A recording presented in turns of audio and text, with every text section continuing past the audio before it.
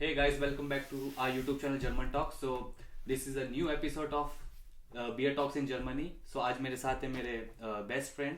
Hello guys, मेरा नाम ताबिश असगर है and I am from Lucknow. और जैसा कि मैंने ने बताया, मैं इसके साथ मैकेनिकल इंजीनियरिंग पढ़ रहा हूँ, मशीन एंड बाउ। जर्मन डॉट कोर्स है हमारा। Yes. और हम लोग हॉक्सुले यूनिवर्सिटी में, मैं करंटली 5th सेमेस्टर में हूँ और मैं 3rd सेमेस्टर में। एपिसोड ही है Beer Talks in Germany. So beer. But अपने का Yes. व्यूअर्स को बता दो कि ज़रूरी नहीं है कि beer talks in Germany beer के साथ ही हो। No. तो with an energy Energy drink. drink. Yeah. Yes. But you can open for me the beer. Okay, I can open, yes. Yeah, you can open. Do you have a opener?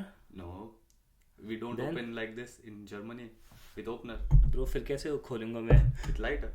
With lighter? Yeah. तुम ही करो यार, मेरे को नहीं आता ये You सब। need to try it. कैसे भाई, सिखाओ तो पहले। Okay, I will open it. या bro Then please next one please. you. मैं अपना एनर्जी ड्रिंक का कैन खोलूंगा। Okay. यो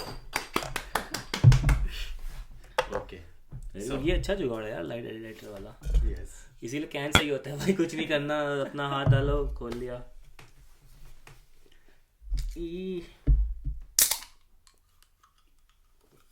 इधर क्या बोलते हैं? Prost. प्रोस्ट। Yes. So ताबिश, मुझे अपने एक्सपीरियंस के बारे में बताओ, अपने इंडिया के एक्सपीरियंस के बारे में। हाँ, कहाँ से बताऊँ?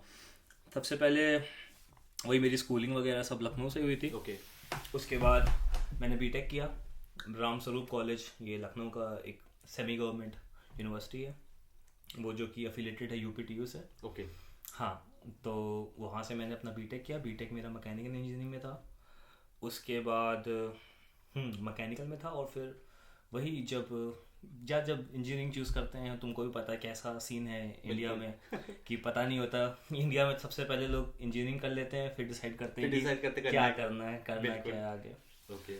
तो वही है कि मेरे सारे दोस्त, हम लोग यही 3rd सेमेस्टर में थे, तो हम अपने दोस्तों के साथ बैठ के यही डिस्कस करते कि करना क्या होता है इसके बाद, क्योंकि किसी की ना हमारे सीनियर्स को देख रहे थे हम लोग, ना किसी की जॉब प्लेसमेंट हो रही थी, ना कोई अच्छी कंपनी थी जिसमें कि वो रहता। या तो सब लोग क्या कर रहे थे, आईटी में स्विच कर जा रहे थे। Okay. Yes. वो भी एक ऑप्शन था, आईटी में स्विच Infosys कर और जाओ। ये सब है. इन्फोसिस है, टीसीएस है। TCS. उसके अलावा लोग बैंक की जॉब्स भी कर रहे थे, कोई एमबीए का प्रोग्राम कर रहा था, और कॉम्पिटिटिव की तैयारी करना चालू कर कॉम्पिटिटिव की दी. तैयारी, कुछ लोग यूपीएससी में चले गए थे। बीटेक करने के बाद, Okay. बीटेक देखो एक चीज़ की गारंटी देता है कि तुमको मेहनत करना सिखा देता है। ये बात है।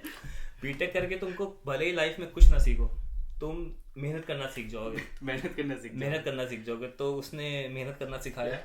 और क्या कहते हैं, अपने समझ लो 4 सालों में यार हमारे कितने 40 सब्जेक्ट हम लोग के, इंक्लूडिंग थर्मोडायनेमिक्स एंड ऑल। मतलब एक काफ़ी मुश्किल, मैकेनिकल तो काफ़ी मुश्किल। और हाँ, तो फिर वही था, स्टेज थी मेरी कि अब क्या करना है। तभी मैंने देखा इंटरनेट पे, मुझे पता चला कि जर्मनी में बहुत स्कोप है इसका। तो अब भाई मिडिल क्लास फैमिली से मैं बिलोंग करता हूँ, तो अभी ये ख्वाब तो बहुत ऊंचे थे मेरे, क्योंकि और मेरे साथ के ग्रुप में कोई ऐसा नहीं था कि कोई जर्मनी का सोच रहा हो या इवन इंडिया का बाहर सोच रहा हो। सबका ये था कि जॉब कर लेंगे पहले, उसके बाद देखते हैं।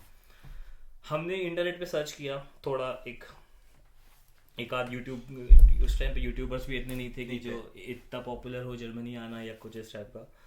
तो कौन सी ईयर की बात होगी? 17, 16? ये 2017 की बात है। हाँ, मेरा 2018 हाँ. में मेरा ग्रेजुएशन है। Okay. 2017 थर्ड ईयर की बात है ये। तो उसी में मैंने किसी से सुना था या कहाँ सुना था कि जर्मनी में स्कोप बहुत है। मुझे बस इतना पता था कि मैकेनिकल का अगर कहीं स्कोप है वर्ल्ड में तो बिल्कुल। जर्मनी में। मैंने भी, जब मैं ग्रेजुएट हुआ था वहाँ से, तो मैंने भी उस टाइम यही सुना था हर किसी से। हाँ, क्योंकि मैकेनिकल का यही रहता है कि यार अगर वर्ल्ड में कहीं पर है जो मशीन्स होती हैं या कुछ भी ऐसा मैकेनिकल स्टफ होता है, कार्स हो गई हमारी, तो ये सब जर्मनी में ही है।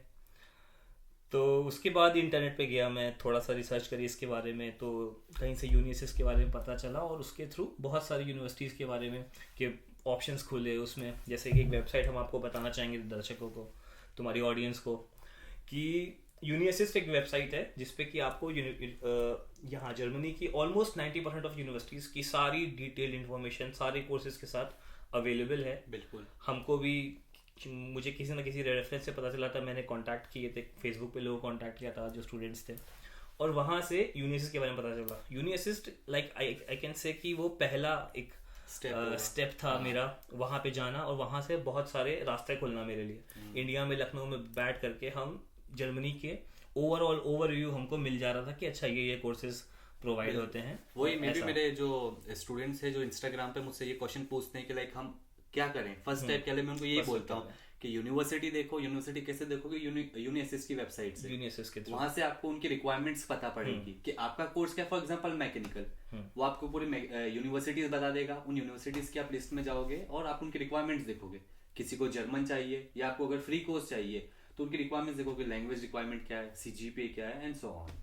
हाँ, यूनिअसिस्ट में दो चीज़ें होती हैं। एक पहली चीज़ ये है कि पहले आपको इन्फॉर्मेशन मिल जाएगी, हर तरह की इन्फॉर्मेशन, इवन आपके कोर्स डिस्क्रिप्शन से लेकर के, आपके कोर्स मॉड्यूल से लेकर के, आपकी कॉस्ट ऑफ लिविंग से लेकर के, यूनिवर्सिटी का कहाँ कौन सी सिटी में है, उसके हिसाब से क्या इंफ्रास्ट्रक्चर, इवन समटाइम्स उस सिटी के बारे में हिस्ट्री भी लिखी होती है। इतना डिटेल में वो यूनिवर्सिटी प्रोवाइड करती है इन्फॉर्मेशन। और दूसरी चीज़ है कि वो आपको कुछ यूनिवर्सिटीज़ हैं जो कि यूनिवर्सिटी से उनका लिंक है, और आप उसी के थ्रू अप्लाई करना होता है। तो आपको डॉक्यूमेंट्स भी सारी यूनिवर्सिटीज पे सबमिट करने होते हैं। तो एक मतलब कि हमारे लखनऊ में बोला था हर फन मौला।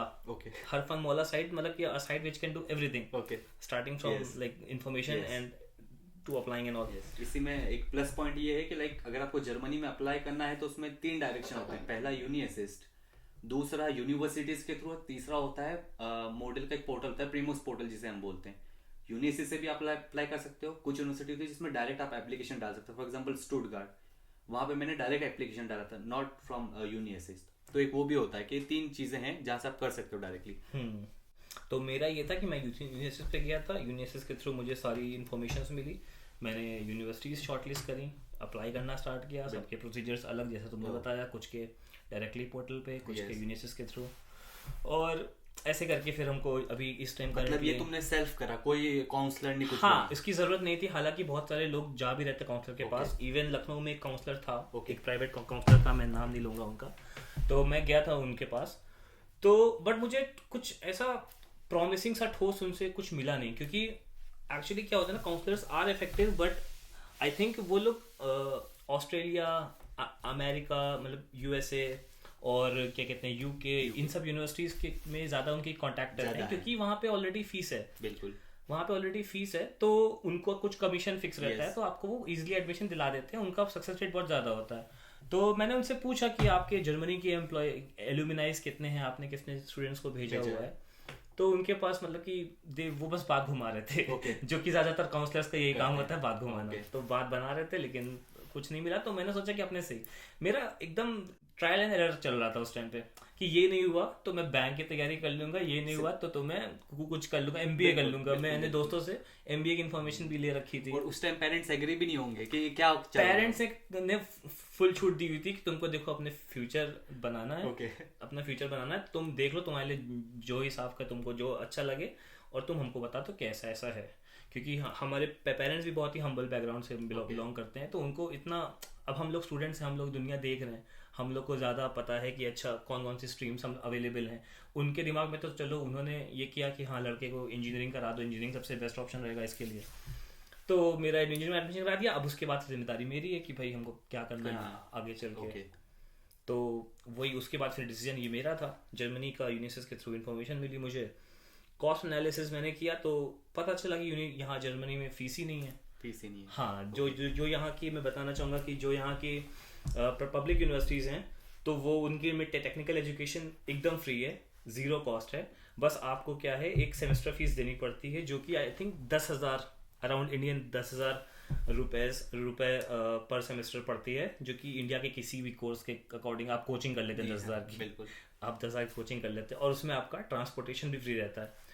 तो इस टाइम करंटली नहीं, इसमें लैंग्वेज रिक्वायरमेंट नहीं रहेगी जो आप बोल रहे हो। हाँ, तो इसका भी आपको आंसर यूनिवर्सिटी प्रोवाइड करेगा। यूनिवर्सिटी आपको बताएगा कि ये इंग्लिश डॉट कोर्स है कि जर्मन डॉट कोर्स है। अगर इंग्लिश डॉट है तो इंग्लिश की क्या रिक्वायरमेंट है, जर्मन डॉट है जर्मन क्या रिक्वायरमेंट। मतलब इंग्लिश डॉट में भी फ्री कोर्स है, जर्मन डॉट में भी, but you need to go to university. Exactly, university के थ्रू आप अपने हिसाब से। अच्छा, एक और जो अच्छा फीचर यूनिवर्सिटी का है, जो कि वो फिल्टर करता है आपको फिल्टरिंग का ऑप्शन देता है कि आपको अगर आपको पर्टिकुलरली शहर में चाहिए Okay. या आपको पर्टिकुलरली स्ट्रीम मास्टर्स करना है, बैचलर्स करना है, पीएचडी करना है, तो वो हर हर एक फिल्टर प्रोवाइड करेगा आपको। आप उसमें अपने अपने हिसाब से सब चीज़ें डालिए और वो शॉर्टलिस्ट करके देगा।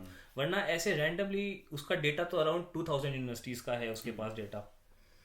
तो हाँ, ये तो ज़्यादा प्रमोशन हो गया यूनिसिस्ट का लेकिन हाँ सब चलता है। ओके सो फिर उसके बाद आप जर्मनी आए, राइट? तो जर्मनी आप किस बेस पे आए? मास्टर्स के लिए आए कि किसी और रीजन की वजह से? हाँ, तो मेरा क्या है, मैं अभी तुम तो जानते हो मशीन एंड बाउ Okay. मैकेनिकल इंजीनियर मास्टर्स में मैं कर रहा हूँ।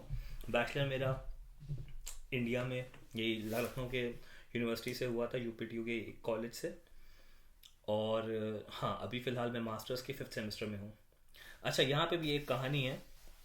मेरा जर्मन टॉट कोर्स है, जैसा कि मैंने बताया, जर्मन टॉट कोर्स की रिक्वायरमेंट होती है C1 लेवल। और C1 एक बार जर्मन टॉट प्रोग्राम थोड़ा शॉर्ट में बता सकते हो? हाँ, जर्मन टॉट प्रोग्राम मतलब कि जर्मन टॉट की जो रिक्वायरमेंट्स होती हैं, देखो जर्मन टॉट में पॉजिटिव पॉइंट्स भी हैं, नेगेटिव पॉइंट्स भी हैं। आपको दोनों बताने?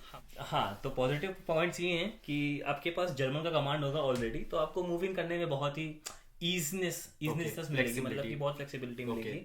अगर आप मान लिए B2 करके भी आए हैं इंडिया से या C1, यहाँ पे कुछ यूनिवर्सिटीज B2 लेती हैं, बट अगर आपको जर्मन टॉट में जाना है तो आपके पास C1 लेवल की रिक्वायरमेंट होनी चाहिए। तो यूनिवर्सिटीज़ का क्राइटेरिया रहता है कि आपकी मान लिए अगर आपको मैकेनिकल में मशीन वर्क करना है, ठीक, मास्टर्स में मशीन वर्क करना है, तो आपका बैचलर्स भी इसी टेक्निकल बैकग्राउंड का होना चाहिए।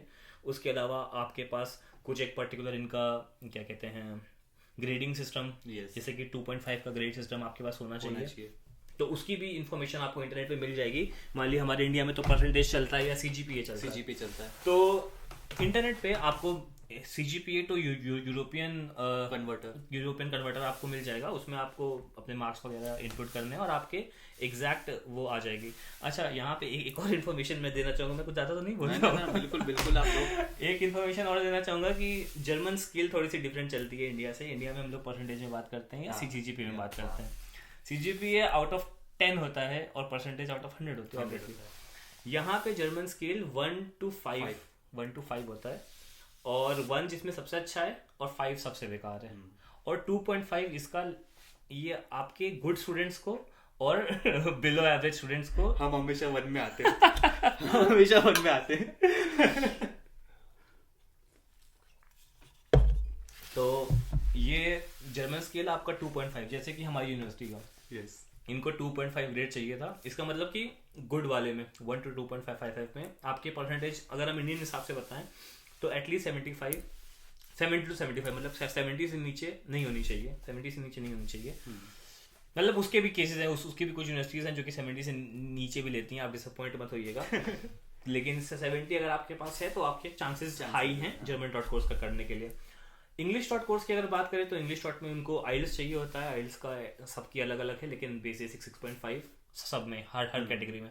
अच्छा, एक इम्पॉर्टेंट इसमें इंफॉर्मेशन ये भी है कि अगर आपके आइल्स में मान लिए ओवरऑल 6.5 है, लेकिन आपके एक किसी बैंड में 5.5 है, तो वो भी अनएक्सेप्टेबल है। ये मैंने यूनिवर्सिटी से कांटेक्ट करके पूछा था और उन्होंने साफ क्लियर किया था कि अगर 6.5 एवरेज रिक्वायरमेंट है तो इसका मतलब आपके रीडिंग में, लिसनिंग में, राइटिंग में और स्पीकिंग में, इन सब में 6.5 होना चाहिए। मतलब कि अगर मान ली एक में आपके 5.5 और एक में 8 है तो एवरेज तो आपका 7 पहुंच जाएगा, लेकिन वो 5.5 but they want minimum 6.5 in every. उसमें लिखा होता है कि एवरेज आपका 6.5 आना चाहिए, 6 या 6.5 सॉरी। बट हाँ, बट उसमें क्या होता है कि आपका सब में 6.5 होना चाहिए। सब में होगा तो वो चीज उसमें नहीं लिखी हुई रहती है, वो चीज उसमें लिखी नहीं होती। वो बाद में ईमेल के थ्रू अंडरलाइन चीज है, ये एक अंडरलाइन चीज है। आप अपने सब कुछ डॉक्यूमेंट्स वगैरह सबमिट कर देंगे, फिर वहां से रिजेक्शन आ जाएगा। अच्छा, फिर रीजन पूछते हैं तो फिर वो बताएंगे कि आपका आइल्स का वो नहीं है। सो ये इंपॉर्टेंट पॉइंट है कि मैंने भी जब मैंने अप्लाई करा था, ये भी मेरे को पहली बार पता पड़ा कि जब यूनिवर्सिटी की वेबसाइट पे ये लिखा रहता है कि आइलेट 6.5, मगर ये नई इन्फॉर्मेशन पता पड़ी कि सारे मॉड्यूल्स में उसमें 6.5 आपके होने चाहिए। ऐसा नहीं है कि खाली एवरेज ही हो वो। हाँ, ऐसा होना चाहिए। तो इंग्लिश डॉट में मैं कहाँ था, मैं क्या इन्फॉर्मेशन दे रहा था? हाँ, इंग्लिश डॉट प्रोग्राम में आइल्स आपको चाहिए। बियर में पी रहा हूँ।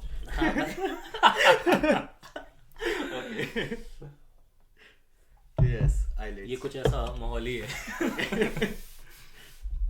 तो हाँ 6.5 इंग्लिश टॉट के लिए चाहिए, और जर्मन टॉट के लिए आपको लैंग्वेज एटलीस्ट C1 चाहिए। हाँ, और मेरा यहाँ का प्रोसीजर थोड़ा सा अलग था। मतलब कि मैं, जैसे कि तुम डायरेक्टली इंडिया से एक्सेप्टेंस लेकर के मास्टर्स के लिए स्टूडेंट वीज़ा Yes. लगवा के आए थे इंडिया Yes. से, और फिर तुम यहाँ पे अपना वीज़ा एक्सटेंड कर दिए। Yes. स्टार्टिंग में हर स्टूडेंट्स को 3 महीने का या 6 महीने का, it depends on your embassy, आपको वीज़ा मिलता है। फिर आपको यहाँ पे पहली बार एक्सटेंड कराना पड़ता है सारे डॉक्यूमेंट्स दे करके। तो मेरे साथ केस थोड़ा सा अलग था। मैं यहाँ पे स्टूडेंट वीज़ा पे नहीं आया था। ओके। हाँ, तो एक कैटेगरी के बारे में और मैं बताना चाहूँगा, शायद तुम्हारे ऑडियंस के लिए ये नया केस होगा। बिल्कुल बिल्कुल। शायद नया केस होगा। तो मैं बताना चाहूँगा कि एक कैटेगरी होती है language visa. Language visa. Language visa, उसमें क्या होता है, उसमें आपको एक कंडीशनल ऑफर लेटर, किसी भी जर्मन यूनिवर्सिटी Yes. का कंडीशनल ऑफर लेटर चाहिए होता है, चाहे जो भी कंडीशन हो। अभी मैं अपनी कंडीशन बताऊंगा। मतलब हमारा था अनकंडीशनल, तुम्हारा अनकंडीशनल और कैटेगरी आपका होता था है। हाँ, conditional. उसको बोलते हैं अनकंडीशनल कैटेगरी। Yes. और अगर आपको एक्सेप्टेंस कंडीशनल एडमिट पे मिला है तो उसको कंडीशनल एडमिट Yes. बोलते हैं। कंडीशनल एडमिट होना चाहिए। उसके बाद आपको यहाँ पे एक प्रूफ दिखाना होगा कि आप किसी लैंग्वेज कोर्स में एनरोल किए हो। लैंग्वेज कोर्स में आप एनरोल करोगे, उसका सर्टिफिकेट लगेगा वीज़ा के लिए, आपके कंडीशनल ऑफर लेटर का सर्टिफिकेट लगेगा, और अकोमोडेशन लगेगा कि आप कहाँ रह रहे हो, जो भी जहाँ भी रह रहे हो। उसके अलावा फाइनेंशियल जो भी आपको ब्लॉक अकाउंट मांगते हैं, या अगर आपको कोई स्पॉन्सर कर रहा है तो स्पॉन्सर लेटर मांगते हैं। अलग अलग प्रोसीजर्स होता है। लेकिन इसकी एक स्पेशल कंडीशन होती है कि conditional offer letter along with आपका लैंग्वेज कोर्स का एनरोलमेंट। यस। तो ये 2 डॉक्यूमेंट, जैसे तुम्हारे में लैंग्वेज कोर्स का एनरोलमेंट की जरूरत नहीं है, नहीं थी। हमारे में कंडीशन नहीं, थी। तो इसमें आप A1 से स्टार्ट कर सकते हो कि आपको कुछ लेवल इंडिया से करने पड़ेंगे, फिर आप जर्मनी से करोगे? देखो, इसका एग्जैक्ट इन्फॉर्मेशन तो मैं मेरे पास अकॉर्डिंग टू मी आपको A1 A2 B1 तो यहाँ से करना ही पड़ेगा इंडिया से। उसके बाद आप एम्बेसी वाले मांगते कि अच्छा उनकी रिक्वायरमेंट क्या है B2, and now I want to do B2 और C1। हाँ, देखो, ये एक सवाल बहुत अच्छा तुमने किया कि ऐसा हो सकता है कि अगर मान लो तुम्हारे पास तुम्हारी कंडीशनल ऑफर लेटर तुम्हारे पास जर्मन डॉट कोर्स का है, जर्मन डॉट कोर्स में लिखा है कि आपको C1 होने चाहिए, तो आपका ये एडमिशन वैलिड होगा। और आप एम्बेसी में अप्रोच करें और आप कहें कि मेरे पास अभी तो कोई नहीं है, मैं सारी लैंग्वेज वहां सीखूंगा, तो इस केस में तो एडमिशन मिलना मुश्किल है। फिर तो एम्बेसी वाले ये सोचेंगे कि ये 1 से 2 साल तक खाली लैंग्वेज ही करेंगे। हाँ, कि ये एकदम इसको कुछ नहीं आता, और ऐसे कैसे, फिर वो लोग ऑब्वियसली रिजेक्ट कर देंगे। क्योंकि अकॉर्डिंग टू मी लाइक अगर रिक्वायरमेंट है C1 की और आपके पास B2 है, तो आप B2 के बेस पे यूनिवर्सिटी में कंडीशनल एडमिट ले सकते हो, और फिर वो आपको ऑफर प्रोवाइड करते हैं क्लासेस कि हम आपको क्लासेस करवाएंगे B2 C1 की। That you can show in visa. Exactly. तो मेरा केस ये था कि मैंने कंडीशनल ऑफर लेटर लिया था अपने, तो हमने A1 A2 इंडिया से किया था। इंडिया में गोयथे का एग्जाम दिया, गोयथे का A2 तक क्लियर किया। उसके बाद कंडीशनल ऑफर लेटर मेरे हाथ में था, और उसके अलावा मैंने एक स्प्राक्शूले से यहाँ पे कांटेक्ट किया था, स्प्राक्शूले का एनरोलमेंट लिया था from B1 B2 C1। Okay. 3 level मुझे जर्मनी में सीखनी थी, और 2 लेवल मैं इंडिया में ऑलरेडी कर चुका था। हाँ, अच्छा, वो 2 लेवल करने में मुझे इंडिया में बहुत टाइम लगा था, क्योंकि कोई ऐसा मोटिवेशन नहीं था। ये तो भाई मैं अंधेरे में तीर चला रहा हूँ, ये अभी कुछ श्योर नहीं है कि जाना है नहीं जाना है। मैं लैंग्वेज स्टार्ट कर दिया था, और वो मेरा बहुत ही मतलब कि छोड़ पकड़ वाला टाइम था कि यार क्या करें, इसमें आगे बढ़े ना बढ़े, आगे बढ़े ना बढ़े, ऐसा था। तो A1 A2 किया मैंने। फिर उसके बाद A2 मेरा पहली बार में नहीं निकला था। हाँ चलो ठीक है, हमको कोई शर्म नहीं इस बार बताने में। A2 मेरा पहली बार में क्लियर नहीं हुआ था। वीडियो नहीं देखा क्या? एक मैंने अभी अपलोड करा YouTube पे कि how I failed in A1 exam, गोयथे A1 अरे चलो, मैं तुमसे तो बेहतर हूँ। मैं A2 फेल हुआ था।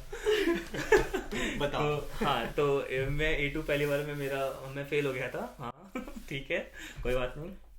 तो दूसरी बार अटेम्प्ट किया था A2 का, दूसरी बार में पास हुआ, मैंने पास किया। उसके बाद फिर A2 का सर्टिफिकेट के साथ मैं पहुंचा वीज़ा ऑफिस। मेरे पास था कंडीशनल ऑफर लेटर यूनिवर्सिटी का, और मेरे पास था एनरोलमेंट सर्टिफिकेट एक स्प्राक्शूले का जर्मनी में स्प्राक्शूले भी आपको बताऊं अलग अलग जगह अलग अलग रेट होता है। जैसे कि स्पीकिंग स्कूल स्प्राक्शूले में मतलब कि लैंग्वेज जहाँ पे सिखाया जाता है। एक इनका सरकारी होता है जिसको बोलते हैं फोक हॉक्शूले, और फोकॉक्चुले में आपको लैंग्वेज तो फ्री में सिखाई जाएगी, उसकी ऑलमोस्ट फ्री में, थोड़ा सी फीस लगती है, लेकिन क्या है ना उसमें वेटिंग पीरियड बहुत ज़्यादा होता है। कभी कभी 1-1 साल का वेटिंग पीरियड होता है, क्योंकि फ्री है इसलिए सब लोग, बहुत सारे आउटलैंडर फॉरेनर्स हैं जो कि आना चाहेंगे, उसमें एनरोल करना चाहेंगे, तो उसमें मिलना थोड़ा सा मुश्किल, तो आप उस पर डिपेंडेंट मत रहिए। अगर कोई प्राइवेट भी अगर आपको मिल रहा है तो आप उनसे कांटेक्ट करके मतलब आप उनसे कांटेक्ट करके ये एनरोलमेंट लेटर ले सकते हैं और उसके थ्रू आप वीज़ा अप्लाई कर सकते हैं।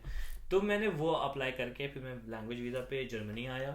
मैंने 1 साल यहाँ पे टोटल 1 साल B1 B2 C1 किया।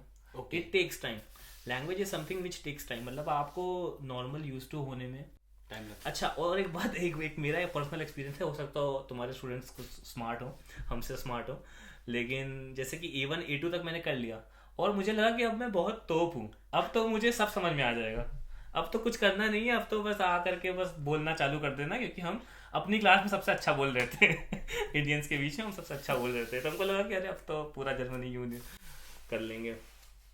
आए हम एयरपोर्ट से एग्जिट नहीं ढूंढ पा रहे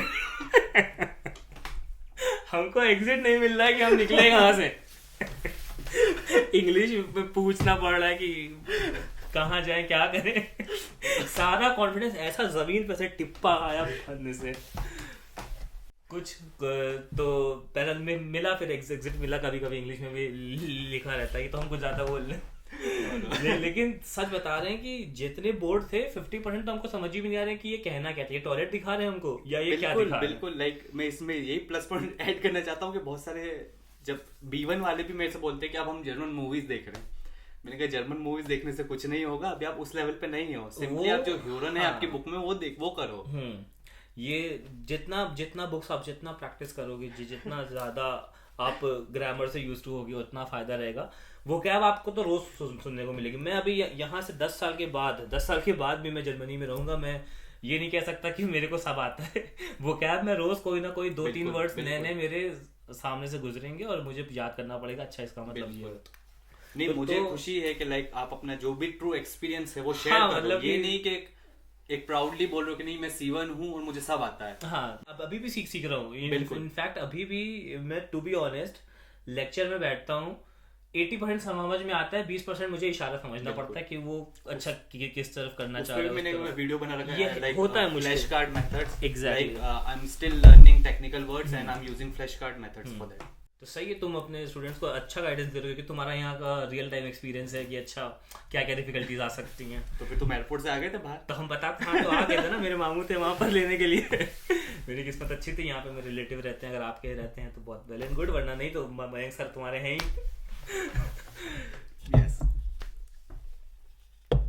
हाँ, तो बाहर नहीं निकले, A2 कॉन्फिडेंस चूर हो चुका है। B1 की पहली क्लास करी, B1 की पहली क्लास में उन्होंने एक छोटा सा एग्जाम लिया कि देखें कितना आता है A2 में, मैं गोयते पास तो किया हूँ, यहाँ पे आके फेल हो गया। तो बिलीव ना करें कि ये कैसे A2 किया है, तो थोड़ा बहुत मैंने फिर अपना सर्टिफिकेट वगैरह दिखाया, ये सब किया, तो फिर हुआ कंटिन्यू हुई क्लासेस। और उस टाइम पे मतलब कि बहुत अजीब लग रहा था, और नई कंट्री सब कुछ नया, अभी अकोमोडेशन वगैरह में एडजस्ट होने में टाइम लग रहा है, ये हीटर क्या होता है ये सब पहली बार देख रहा था, ठंड बहुत थी। मैं आया था जनवरी 2019 में।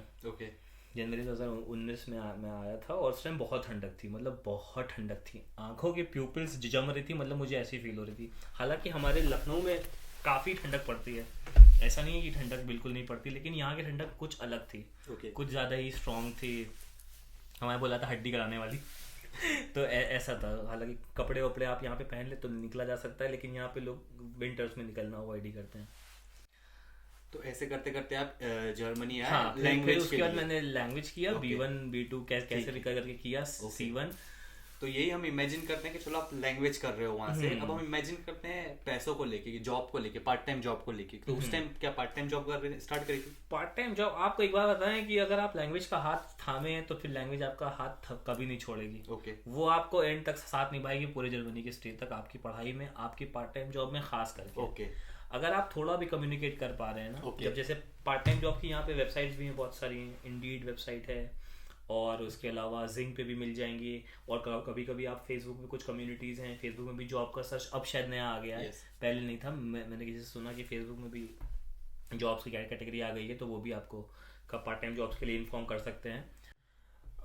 बाकी आप जाओगे, अगर आप मान लिया आपके पास A2 भी है, आप जाओ, आप कॉन्फिडेंटली बोलो कि आई वुड लाइक टू, मतलब ich möchte mit dem Chef sprechen, मतलब मेरे को मैनेजर से बात करनी है, छोटे छोटे वर्ड्स बोलो कि या नाइन, थोड़ा बहुत समझने की कोशिश करो। वो आपका एंथुसियाज्म देखेंगे और देखेंगे कि आप ठीक है, ठीक ठाक कोऑपरेट कर लो। और अल्टीमेटली उनको मकसद आपकी लैंग्वेज थोड़ी ना है, आपसे उनको पोएम सुनना लिखवानी है, उनको आपसे काम करवाना है। तो पार्ट टाइम जॉब में जिस टाइप का भी काम है, यहाँ पे बिल्कुल शर्म हया कोई नहीं, यहाँ पे हर काम को बहुत बराबर इज्जत मिलती है, सब लोग बहुत अच्छे से, आपका बॉस आप कभी लगेगा ही नहीं कि वो बॉस है, मैनेजर है या मालिक है किसी चीज़ का। वो एकदम हम्बल, बहुत आपको एज अ वर्कर आपको ट्रीट करेगा, आपको एज अ कलीग ट्रीट करेगा, सारे कलीग्स आपसे बहुत अच्छे से बात करेंगे। बहुत नया लगेगा आपके लिए, आपको अपने अंदर शायद स्टार्टिंग में गिल्ट लगे कि यार हम रेस्टोरेंट में काम कर रहे हैं या हम कोई छोटा जॉब कर रहे हैं, यार ये तो हम इंडिया में कभी ना करते।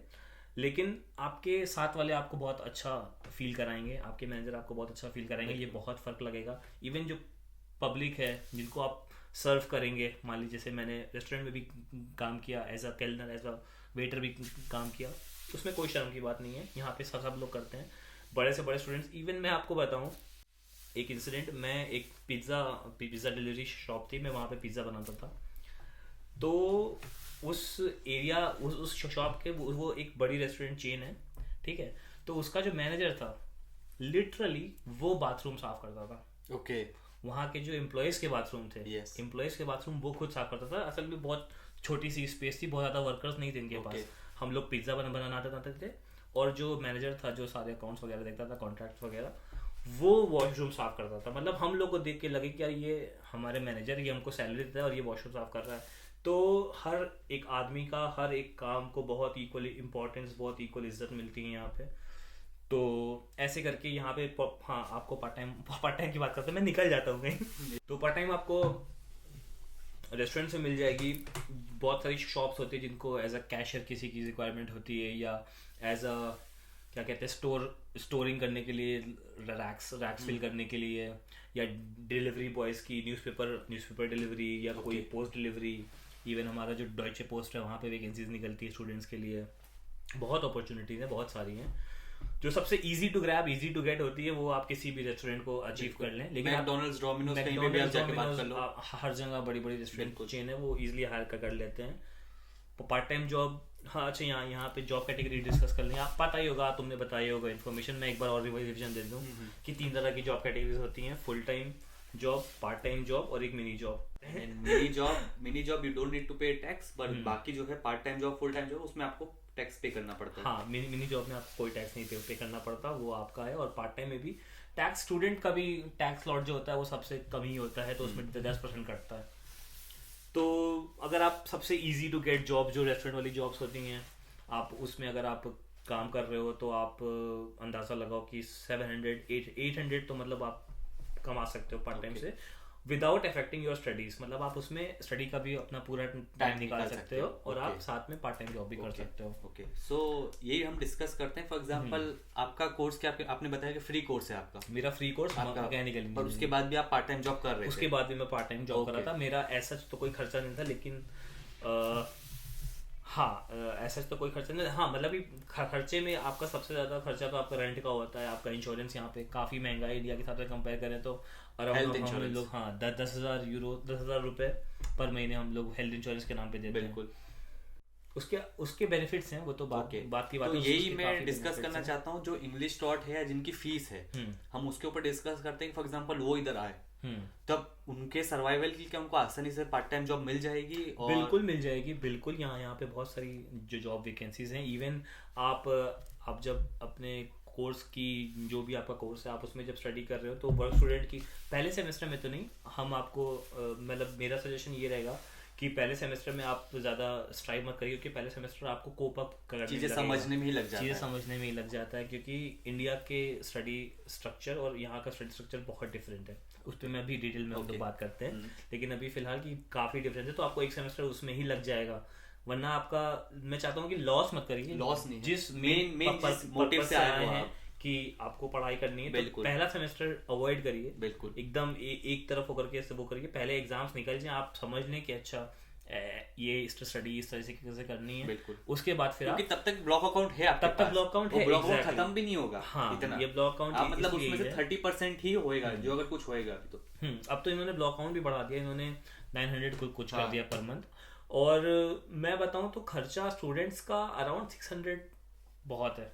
600 यूरोस पर मंथ में आपका पूरा खर्चा हो जाएगा। और अगर आप स्मॉल सिटीज में हो तो और कम हो जाएगा। स्मॉल सिटीज में हो तो और कम हो जाएगा। सबसे बड़ा जो उसका क्या कहते हैं, सबसे बड़ा पोर्शन जो आपके एक्सपेंसेस का होता है वो रेंट का होता है। तो अगर आप अच्छा सस्ता अकोमोडेशन प्रोवाइड कर लेते हैं, वेगे में रह लेते हैं, वेगे मतलब कि एक दिस क्या बोलते हैं, शेयर्ड अपार्टमेंट बोल सकते हैं, जहाँ पे शेयर्ड हाँ जी, जहाँ पे शेयर्ड कमरे रहते हैं, अगर आप उसमें अकोमोडेशन लेते हैं तो सस्ता पड़ेगा 4 लोगों में। फॉर एग्जांपल 240 से 300 यूरो के बीच में अगर आपको कोई मिल रहा है तो मेनली 260 टू 70 इज बेटर। हाँ, 240 से 300 के बीच अगर आप छोटे शहरों में रहते हैं, हम लोग का छोटा ही शहर है, तो हमारे यहाँ 240 से 300 के बीच में अच्छा अकोमोडेशन माना जाता है। उससे सस्ता तो और ही अच्छा भाई, क्या और भी अच्छा है। और लेकिन बड़े शहरों में जाएंगे तो आपको अकोमोडेशन में थोड़ी सी दिक्कत होगी। वो फिर 350 400 400 वो हो जाएगा। म्यूनिक, बर्लिन, फ्रैंकफर्ट, इन सब। तो इसी में मैं एक पॉइंट ऐड करना चाहता हूँ कि लाइक आपने ये तो बोला कि उनको पार्ट टाइम जॉब मिल जाएगी, मगर क्या लैंग्वेज किसी ने करी हो या किसका A1 ही हो तब भी उसको मिल जाएगी? अच्छा, इसका भी ये भी डिपेंड करेगा आपके शहर पे। अगर मान लिया आपका छोटा शहर है, छोटे शहर में, और अगर आपके बूढ़े लोगों की पॉपुलेशन ज्यादा है हाँ, जो इंग्लिश समझते ही नहीं है, जो हाँ, तो बूढ़े लोगों में क्या होता है कि वो इंग्लिश का कम एंटरटेन करते हैं। मतलब कि वो कभी कभी क्या होता है यार कि कभी कभी आती होती है इंग्लिश तब भी नहीं बोलते हैं, बस मर्जी उनका देश है।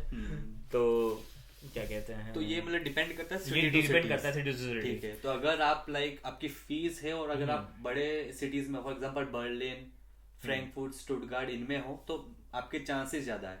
हाँ, और मैं सजेस्ट करूंगा कि लैंग्वेज से कभी पीछे मत हटिए। आपको जितनी भी टूटी फूटी A1 A2 जितने वर्ड्स आते हैं आप बोलिए, बिल्कुल हिचकिए मत। आप अपने आप को ऐसा इमेजिन करिए कि जब आप सेकंड या थर्ड में थे और आप इंग्लिश सीख रहे थे, बिल्कुल, और मैम से अगर मान लिया आपको वॉशरूम के लिए पूछना हुआ तो आप इशारे कर देते थे या आपको कुछ भी करके बस कम्युनिकेट ही तो करना है। लैंग्वेज का पर्पस कम्युनिकेशन ही तो है। अगर आप कम्युनिकेट कर पा रहे हो तो आप चैंपियन है लैंग्वेज के। तो हाँ, तो बस आप कुछ भी कोशिश करिए, लैंग्वेज से भागिए मत। इंग्लिश में कर सकते हैं, बड़े शहरों में इंग्लिश स्पीकिंग जॉब्स भी हैं, उसमें कोई वो उसकी बात नहीं है, बहुत हैं। बल्कि इंटर्नशिप भी लोगों को इंग्लिश स्पीकिंग कंपनीज में मिल जाती है। यहाँ पे जो MNCs वगैरह हैं उनको ऐसा नहीं है कि इंग्लिश का कोई स्कोप नहीं है, बस ये कि अगर आपको जर्मन आती तो आप बहुत ज्यादा फ्लेक्सिबिलिटी मिल जाती है। हमेशा एडवांटेज रहेगा। इंग्लिश जो इंग्लिश स्पीकिंग के लिए आ रहे हैं उनके लिए हम बोलेंगे कि A2 मतलब A1 तो एट लीस्ट करके ही आओ यार, भले कहीं ना मांगी गई हो, A1 तो करके ही आओ। और A1 के लिए आपको सिंपली YouTube और कहीं से भी आप कर सकते हो। हाँ। उसके लिए ऐसा नहीं कि कोई कोचिंग में जा रहे हो। हाँ, A1 तो तुम डोलिंगो ऐप भी किसी से भी कर सकते हो। और मयंक सर भी अपने क्लासेस में अच्छा इंस्ट्रक्ट करते हैं, A1 A2 पूरा सॉल्व करके देते हैं। तो A1 तो कम से कम करके आओ। उसके अलावा रिकमेंडेड है कि B1 कर लो तो वेल एंड गुड, तो बेस्ट है वो तो बेस्ट है। मतलब कि B1 अच्छे से फ्यूचर के लिए आपके लाइक ऐसा नहीं है कि आपको लाइक जॉब के बाद अगर आपको यहाँ पे सेटल भी होना है तो उसके लिए B1 B2 रिक्वायरमेंट रहती है, तो उसी के लिए आप कर रहे हो ये सब जो भी करोगे। सो तभी करंटली अब तुम यहाँ पे क्या कर रहे हो? करंटली मेरा अभी जैसे कि मैंने बताया 5th सेमेस्टर है। अच्छा, और एक सरप्राइजिंग बात ये है कि मेरा जो कोर्स है वो 4 सेमेस्टर का कोर्स है। ओके। हाँ, तो इसमें including thesis and all. Okay. तो लेकिन मेरे को कोई शर्म नहीं है बताने में कि मेरे को 5 सेमेस्टर लग गया है। ओके। और हो सकता हो 1-2 सेमेस्टर और लगे। ओके। क्योंकि जर्मन टॉट कोर्स में अगर आप आ रहे हो तो आप ये तो सोच करके आओ कि आपको हार्डवर्क बहुत करना है। ओके। आज तक शायद जितना नहीं करा उतना हार्डवर्क करना है। और तब भी ऐसा होता है कि सब्जेक्ट्स बहुत पेचीदा होते हैं। मैथ्स वगैरह हमारे मैकेनिकल काम बताएं, मैथ्स के सब्जेक्ट्स हैं हमारे पास, थर्मोडायनेमिक्स के सब्जेक्ट्स हैं। हम लोग को मैटलैब पे सॉल्व करनी है बहुत सारी। जैसे कि मेरी यूनिवर्सिटी में हम लोग को कभी मैटलैब नहीं बताया गया कि क्या है। ओके। मैटलैब पे हम लोगों ने कभी काम नहीं किया, लेकिन यहाँ पे इन लोग की बैचलर से ही सबकी आदत पड़ी हुई कि कैलकुलेशन वगैरह एक छोटा सा प्रोग्राम बना के मैटलैब पे सॉल्व करते हैं। हम लोग मैटलैब नया, अब भाई जब बेसिक्स हम लोग कैलकुलेटर वाले आदमी कैलकुलेटर पट कर रहे हैं, वो लोग प्रोग्राम बना के कर दे रहे हैं। वो लोग ग्राफ 3D में सब कुछ इमेजिन कर रहे हैं। वेक्टर्स वगैरह हमारे पास आए तो वो 3D में इमेजिन करना पड़ता है। 2D वाला वेक्टर का जमाना गया, वो 2D वेक्टर्स हमारे बैचलर्स में थे। यहाँ पे 3D में सब काम होता है। टेंसर्स एक बहुत इंपॉर्टेंट चैप्टर है, उसके अलावा ये सब मैं मैथ्स का बता रहा हूँ पार्टिकुलर क्योंकि मैथ्स सबसे ज़्यादा सिर दर्द दिया मुझे। Maths is one of the toughest subject, मेरा पर्सनल है, हो सकता है कुछ लोग मैथ में तेज हों तो नहीं मतलब ये इसलिए बोल रहे हैं एक्सटेंड हो जाता है। फॉर एग्जांपल आप इमेजिन करिए कि लाइक आप इंजीनियरिंग कर रहे हो वो भी जर्मन लैंग्वेज में, जहाँ पे टेक्निकल वर्ड्स है, जहाँ पे प्रोफेसर्स टेक्निकल चीजें कर रहे हैं। यहाँ पे जो स्टूडेंट्स है वो A1 A2 B1 में घबरा जाते हैं, मगर ताबी जैसे जो स्टूडेंट्स है वो जर्मनी आके फ्री कोर्स तो है ही उनका, ऐसा नहीं कि फ्री कोर्स है तो लाइक ये पार्टी कर रहे हैं यहाँ पे, but still they are doing hard work and classes जा जाके वो अपनी टेक्निकल नॉलेज और इम्प्रूव कर रहे हैं, क्योंकि इनको पता है इसके एडवांटेज आने वाले 5 से 6 साल में क्या होंगे जब ये जर्मन कंपनीज में जब काम करेंगे जर्मन्स के साथ इंशाल्लाह। हाँ तो अच्छा, एक बहुत बड़ा फर्क होता है B2 में और C1 में। मैं तुमको तो पता ही होगा कि B2 तक जो है वो हम लोग ग्रामर पे कमांड करते हैं, हम लोग बोलने चालने पे कमांड करते हैं, वो क्या थोड़ी सी इजी होती है बोल चाल वाली। अच्छा, रोड पेड़ पत्तों की बात कर ली, उसकी बात कर ली, हेल्थ वगैरह की बात कर ली, वेदर की बात कर ली। लेकिन C1 जो है वो प्योर टेक्निकल जर्मन में आपको लाके डाल देता है। C1 level is like technical German, और technical German is the most important factor, मतलब कि सबसे ज़रूरी तुम्हारी स्किल होगी टेक्निकल जर्मन, जो कि तुमको जर्मन टॉट प्रोग्राम में हेल्प करेगी।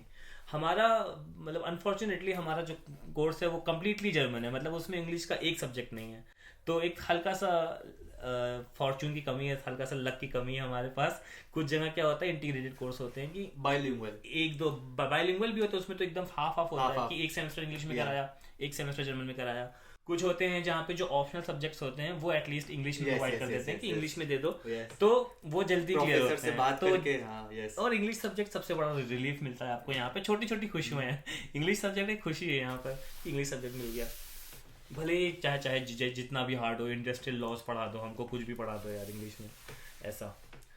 तो जो जर्मन टॉट में ये है कि थोड़ा सा आपको लैंग्वेज पे बहुत कमांड करना पड़ेगा, लेक्चर्स आप अटेंड करोगे, हो सकता हो समझ आए ना आए, आपको सेल्फ स्टडी पे बहुत फोकस करना है, बहुत टाइम निकालना है इसके लिए, मतलब एकदम प्रिपेयर होकर के कि शायद आपने बीटेक में अपने आज तक किसी भी क्लास में किसी भी एग्जाम के लिए जितना प्रिपेयर नहीं किया उतना आपको यहाँ पे एक एक सब्जेक्ट के लिए करना पड़ेगा। हाँ, ये करना पड़ेगा, ये मेरा एक्सपीरियंस भी है, आई थिंक आपका भी ये एक एक्सपीरियंस रहा होगा। और हम जर्मन टॉट के हैं तो लाइक हमें ऑब्वियसली 10 टाइम्स ज्यादा हार्ड वर्क करना पड़ता है, और इसमें मतलब कि कुछ बुरा मानने वाली बात नहीं है, सब मैंने बताया ना आपको, हम जो 5 से 6 साल बाद का जो बेनिफिट है उसको हम कंसीडर करें तो वो अच्छा है। और हम लोग को जैसे पार्ट टाइम के लिए हम लोग को कभी कोई दिक्कत नहीं आई।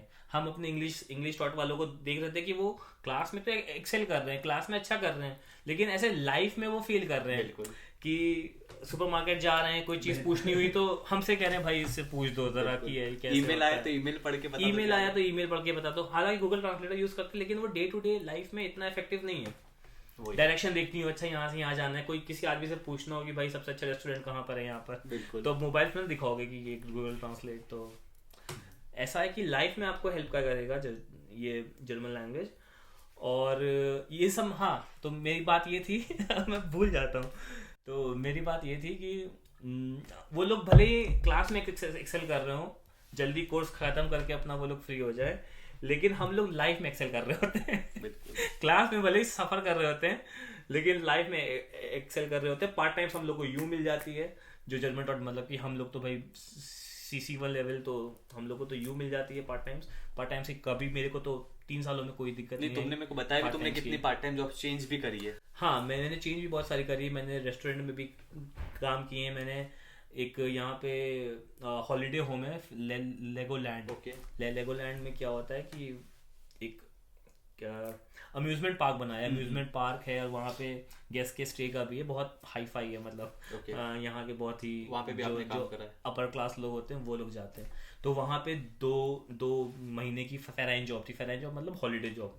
तो 2 महीने मेरे वहाँ पे हम लोग को अकोमोडेशन मिला था। एम्प्लॉयज के लिए इतना बेनिफिशियल था। अगस्त सितंबर जो चल रहा है, अगस्त सितंबर में लास्ट ईयर वहाँ लेगोलैंड में काम किया। इस समय तुम लेगोलैंड में थे? हाँ, मैं इस समय लेगोलैंड में था। और वहाँ पे एम्प्लॉयज का इतना अच्छा ध्यान रखा जाता है। मैं बताऊँ कि शिफ्ट टाइमिंग आपके हिसाब से, आपको जो 3-4 स्लॉट रहते हैं, मॉर्निंग का, इवनिंग का, आपको जैसा करना है। ड्रेस वो लोग खुद वो वॉश करके आपको प्रोवाइड करेंगे। इवन दो मैं वहाँ पे एक रेस्टोरेंट में जॉब कर रहा था, लेकिन मुझे कभी फील ही नहीं हुआ कि ये मेरी ऑफिस से कम। इतनी इज्जत, मैनेजर इतना फ्रेंडली, सब कुछ इतना अच्छा, पैसे अच्छे, और अकोमोडेशन में हम लोग को कमरा मिला, टीवी, फ्रिज, क्या कुछ नहीं, बर्तन वर्तन के साथ।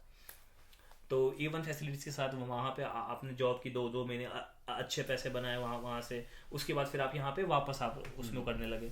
तो आप ऐसे मैनेज कर सकते हो कि जो 2 महीने का आपको समर ब्रेक मिलता है, आप उसमें कस के काम कर लो, अच्छे पैसे कमा लो, ताकि फिर आपको अगले सेमेस्टर में काम ना करना पड़े, फिर आप पढ़ाई पे फोकस कर सको। हालांकि हम लोग का तो यही रहा है कि पहले करते हैं, फिर सीखते हैं, फिर करते हैं, अच्छा अगले सेमेस्टर से ऐसा करेंगे, अच्छा इस सेमेस्टर में ऐसा करेंगे।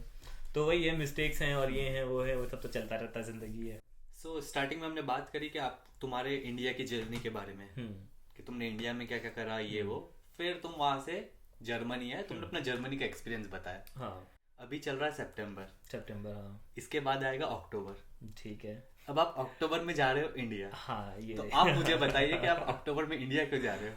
हाँ, तो एक्चुअली उम्र हो गई है मेरी तो मैं इस तरह से फ्रेम करूँगा। और मुझे शादी करनी है। एग्जैक्टली मैं अपनी शादी के लिए जा रहा हूँ, नवंबर में मेरी शादी है। ओके। और इसीलिए अक्टूबर में मुझे जाना है, 2 महीने का मेरा ब्रेक रहेगा। और उसके बाद वापस आके, उसके बाद मेरी वाइफ भी आएंगी। ओके, तो आगे चल के। Okay, so it's love marriage और अरेंज मैरिज? अच्छा, यहाँ पर्सनल सवाल भी हो रहे हैं चलो हाँ, तुमको तो यू ऑलरेडी नो एवरीथिंग, मेरी लव मैरिज है। ओके। हाँ, लव मैरिज, हाँ, की किस्मत कह लो कि किस्मत अच्छी है या जो भी है, पार्टनर अच्छा मिला, बहुत सपोर्टिव मिला, जिसने मेरी इस जर्नी में, इस मदद करी, जर्नी में बहुत मदद करी। ऐसा नहीं कि वो अभी से बहुत टाइम से हैं आपके बहुत टाइम, वो मतलब कि बैचलर के टाइम से मेरे साथ हैं, वो बैचलर के टाइम से मेरे साथ हैं और बहुत हेल्प करी है मेरी। मेरे जब मेरा मान ली A2 मैंने फेल किया था, फिर A2 जब वापस से, मैंने तो उस टाइम तो कहा था कि छोड़ो हटाओ, कुछ और कर लेते हैं, बैंक पकड़ लेते हैं या कुछ पकड़ लेते हैं। तो उनका बहुत मोटिवेशन था, बहुत रोल था कि वो आपने ही वापस A2 करो एंड यू हैव एवरीथिंग और सब कुछ सही हो जाएगा और ये वो। और अगली बार A2 दिया, फिर मैंने निकाल लिया। बिल्कुल। और उसके बाद फिर यहाँ पे भी बहुत सारे स्ट्रगल्स हुए, बहुत होम सिकनेस होती थी। अब देखो पेरेंट्स से तो है ना कि आप सब कुछ शेयर नहीं कर सकते। पेरेंट्स मेरे बहुत सपोर्टिव हैं, मुझे पूरे बैचलर भर सपोर्ट किया, मुझे यहाँ तक आने तक पूरा सपोर्ट दिया। मेरे मामू हैं इधर, लेकिन कुछ चीज़ें होती है ना कि आदमी सबसे शेयर नहीं कर पाता है। तो उसके लिए वो थी पूरे टाइम, उसकी साइमल्टेनियसली जॉब भी चल रही थी, लेकिन उसने मतलब बहुत सारे स्ट्रगल्स। आपने ये भी बताया कि मास्टर्स में आपको कितनी सारी डिफिकल्टीज, मास्टर्स भी एक बहुत अपना चैलेंज था। लैंग्वेज जो हम कर रहे थे 1 साल, उसमें भी चैलेंज था। और भी जो डे टू डे लाइफ में कुछ चीज़ें होती है ना, आपके पास दोस्त यहाँ पे, अगर आपकी किस्मत अच्छी है तो आपको इंडियन दोस्त मिल जाएंगे, वरना कभी कभी क्या होता है कि आपको इंडियंस के साथ नहीं रहना पड़ता, जर्मन के साथ रहना पड़ता है। उनके साथ शेयर नहीं कर सकते, उनके साथ बहुत सारी चीज़ें आप शेयर कर सकते हो, लेकिन मतलब कि बहुत पर्सनल लेवल पे आप नहीं, क्योंकि वो रिलेट नहीं करेंगे। आपके रिलेशंस, आपके घर वालों से कैसे रिश्ते हैं, आपकी क्या लाइफ चल रही है, वो रिलेट नहीं कर पाएंगे। क्यों परेशान हो सब कुछ तो है यहाँ पर। आपकी रिलेशनशिप बहुत लंबी से है, मतलब बीटेक से? रिलेशनशिप मेरी बहुत उससे भी पुरानी है, अराउंड 7-8 years। और मेरा मतलब कि एक एडवाइस है कि ये सबसे अच्छा इन्वेस्टमेंट अगर आप कर रहे हो तो एजुकेशन और रिलेशनशिप, ये 2 चीज़ें, मतलब मैं तुम्हारे लिए भी कि इसमें इन्वेस्ट करना, अपना टाइम इन्वेस्ट करना, अपनी एनर्जी इन्वेस्ट करना, ये सबसे बेनिफिशियल रहता है। और उसके बाद भी किस्मत की बात होती है कि यार अच्छा पार्टनर मिले नहीं मिले, होपफुली सबको अच्छा पार्टनर ही मिले, तो उनका बहुत रोल रहता है। क्योंकि नई कंट्री में आप अपने कंफर्ट जोन से समझ लो बहुत दूर हो। बिल्कुल, आप अपने कंफर्ट जोन से आपने घर छोड़ा। लोग इंडिया में अपना घर छोड़ के दूसरे शहर जाते हैं जॉब करने के लिए, वही उनके लिए चैलेंजिंग होता है, वहाँ एडजस्ट नहीं कर पा रहे हैं, हल्की सी लैंग्वेज चेंज हो गई। यूपी से मान लो मुंबई जा रहे हैं तो हल्की सी लैंग्वेज में दिक्कत आई, हल्की सी लोगों में दिक्कत आई, लोग परेशान हो जाते हैं कि यार नहीं कर पाएंगे। आप इतना सब कुछ करके आ रहे हो तो आपके पास एक पार्टनर अगर है तो ये एज अ ब्लेसिंग है। ओके, कि सो ये ताबिश की एक बहुत अच्छी सजेशन है कि लाइक करियर में और पार्टनर, एजुकेशन में और पार्टनर में इन्वेस्ट करिए, टाइम एनर्जी, और वो हमेशा बेनिफिट करेगा। वो हमेशा बेनिफिट करेगा। एजुकेशन तो आपका कभी वेस्ट नहीं जाता, चाहे आपने लैंग्वेज सीखी हो चाहे। तो ठीक है, अब हम अक्टूबर में आते हैं वापस कि अब आप जा रहे हो India, then you will do marriage. Okay, हाँ, फिर मेरी शादी। उसके बाद का क्या प्लान रहेगा फिर आपका और आपकी वाइफ का? उसके बाद का मेरी इस टाइम इंटर्नशिप सर्च चल रही है, मेरे सब्जेक्ट सारे क्लियर हो चुके हैं। ओके, इंटर्नशिप सर्च मेरी चल रही है। इंशाल्लाह 2-3 So महीने। like आपने मास्टर्स अपना क्लियर कर मेरा- लिया, now you are doing हाँ। in German program you cleared your हाँ, masters हाँ। and now you are searching for और I internship. Am searching for internship और may be a full time job और थीसिस एनीथिंग, मतलब कि जो मिल जाए। I am very flexible this Okay. Time. और जो मेरी वाइफ है उनका प्लान ये है कि वो भी इधर से मास्टर्स अपना स्टडी कंटिन्यू करेंगी। उनका भी प्लान यही है कि वो भी यहाँ पे आके मास्टर्स करेंगे। हाँ, उनका भी यही प्लान है कि वो मास्टर्स यहाँ से करेंगे। उनका मन भी है पढ़ने में, हालांकि इस time she is working in Accenture. Okay, उन्होंने लैंग्वेज करी है। हाँ, तो यही तो फायदा मिला कि जब मैं इस फेज से जा रहा था Okay. तो उन्होंने देखा था मेरा पूरा फेज कि अच्छा इतनी स्ट्रगल होती है लैंग्वेज में, इतना ये कुछ होता है। तो शी वॉज ऑलरेडी प्रिपेयर्ड कि हाँ अगर हमको आना है तो हमको भी इतना स्ट्रगल करना पड़ेगा।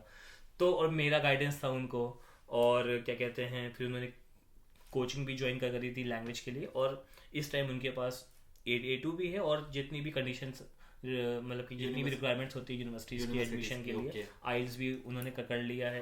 A2 भी बहुत अच्छे मार्क्स है, हमसे बेहतर मार्क्स से किया है क्योंकि मिस्टेक से सीखता है ना आदमी।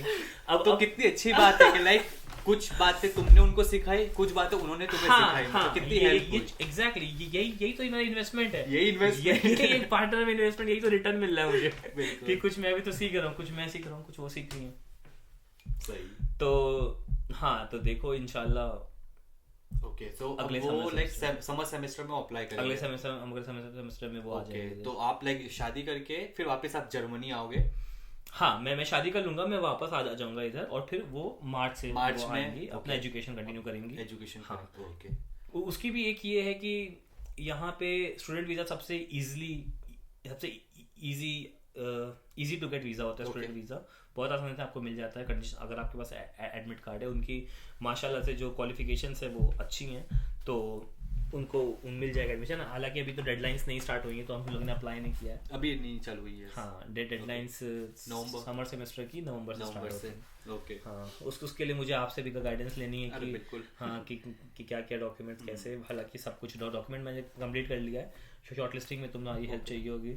तो मैं यही इमेजिनेशन कर रहा हूँ, क्योंकि जो व्यूवर्स देख रहे हैं उनके भी माइंड में ये होगा कि फॉर एग्जांपल मैं जर्मनी आ रहा हूँ और मेरे फॉर एग्जांपल मेरे घर वालों ने कोई अरेंज मैरिज कर दी और मेरी वाइफ को भी जर्मनी आना है। हाँ, उस केस में सिनेरियो क्या रहेगा? जैसे आपने बोला कि मास्टर्स आपकी वाइफ भी करेगी और आपकी इंटर्नशिप कहीं और रहेगी, तो उस केस में स्टोरी क्या रहेगी?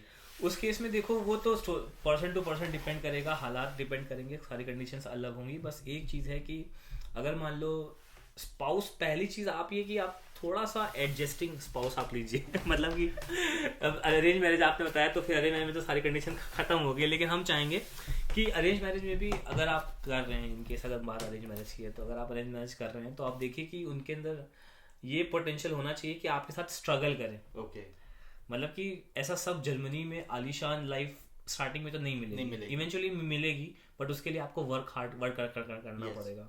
इंडिया में भी आप कोई भी लाइफस्टाइल आपको जीने की, चाहे मिडिल क्लास ही हो, आपको स्ट्रगल करना पड़ता है, किसी एक बंदे को करना पड़ता है। जर्मनी में दोनों को करना पड़ेगा, बिल्कुल। दोनों को इमोशनल स्ट्रगल्स होंगे, फाइनेंशियल क्रंचेस आएंगे बीच में, और लैंग्वेज बैरियर्स होंगे, चीज़ें होंगी एडजस्ट करने में। लेकिन ऐसा आप चुनिएगा, ऐसा साथी अपना चुनिएगा जो कि इसमें आपके साथ रहे, ना कि बर्डन बने।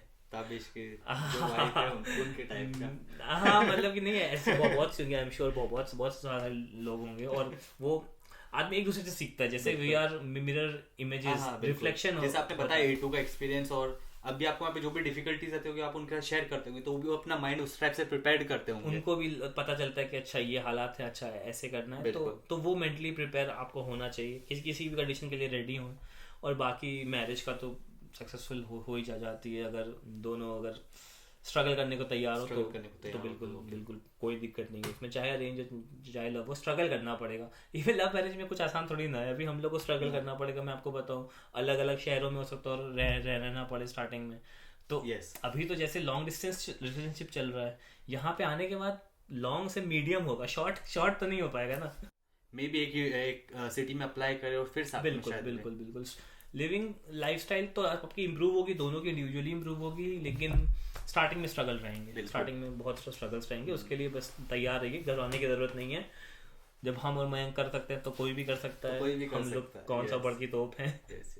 इसलिए लाइक ये एपिसोड है beer in talks in Germany, ताकि आपको बहुत सारी चीजें पता पड़े कि लाइक ऐसा नहीं कि आप खाली हेल्थ इंश्योरेंस इनके बारे में ही जानो, बाकी और दो और क्या क्या चीजें होती, lifestyle, day to day lifestyle, family को लेके, लाइफ पार्टनर को लेके, एजुकेशन को लेके, पैसों को लेके, जॉब को लेके, तो वही हम ये सब बातें करते हैं इन सीरीज में। सो ताबिश मुझे एक चीज बताओ कि इंडिया और जर्मनी, इनकी एजुकेशन सिस्टम में आपको कोई अंतर लगा कि कोई सेम ही है? नहीं, काफ़ी अंतर है इनका, काफ़ी थोड़ा सा एडवांस सिलेबस भी है, काफ़ी हटके पढ़ाया जाता है। ओके। प्लस यहाँ पे यूनिवर्सिटीज़ भी जैसे दो टाइप की हैं, एक होती हैं यूनिवर्सिटी ऑफ अप्लाइड साइंसेज और एक होती है टेक्निकल यूनिवर्सिटीज़।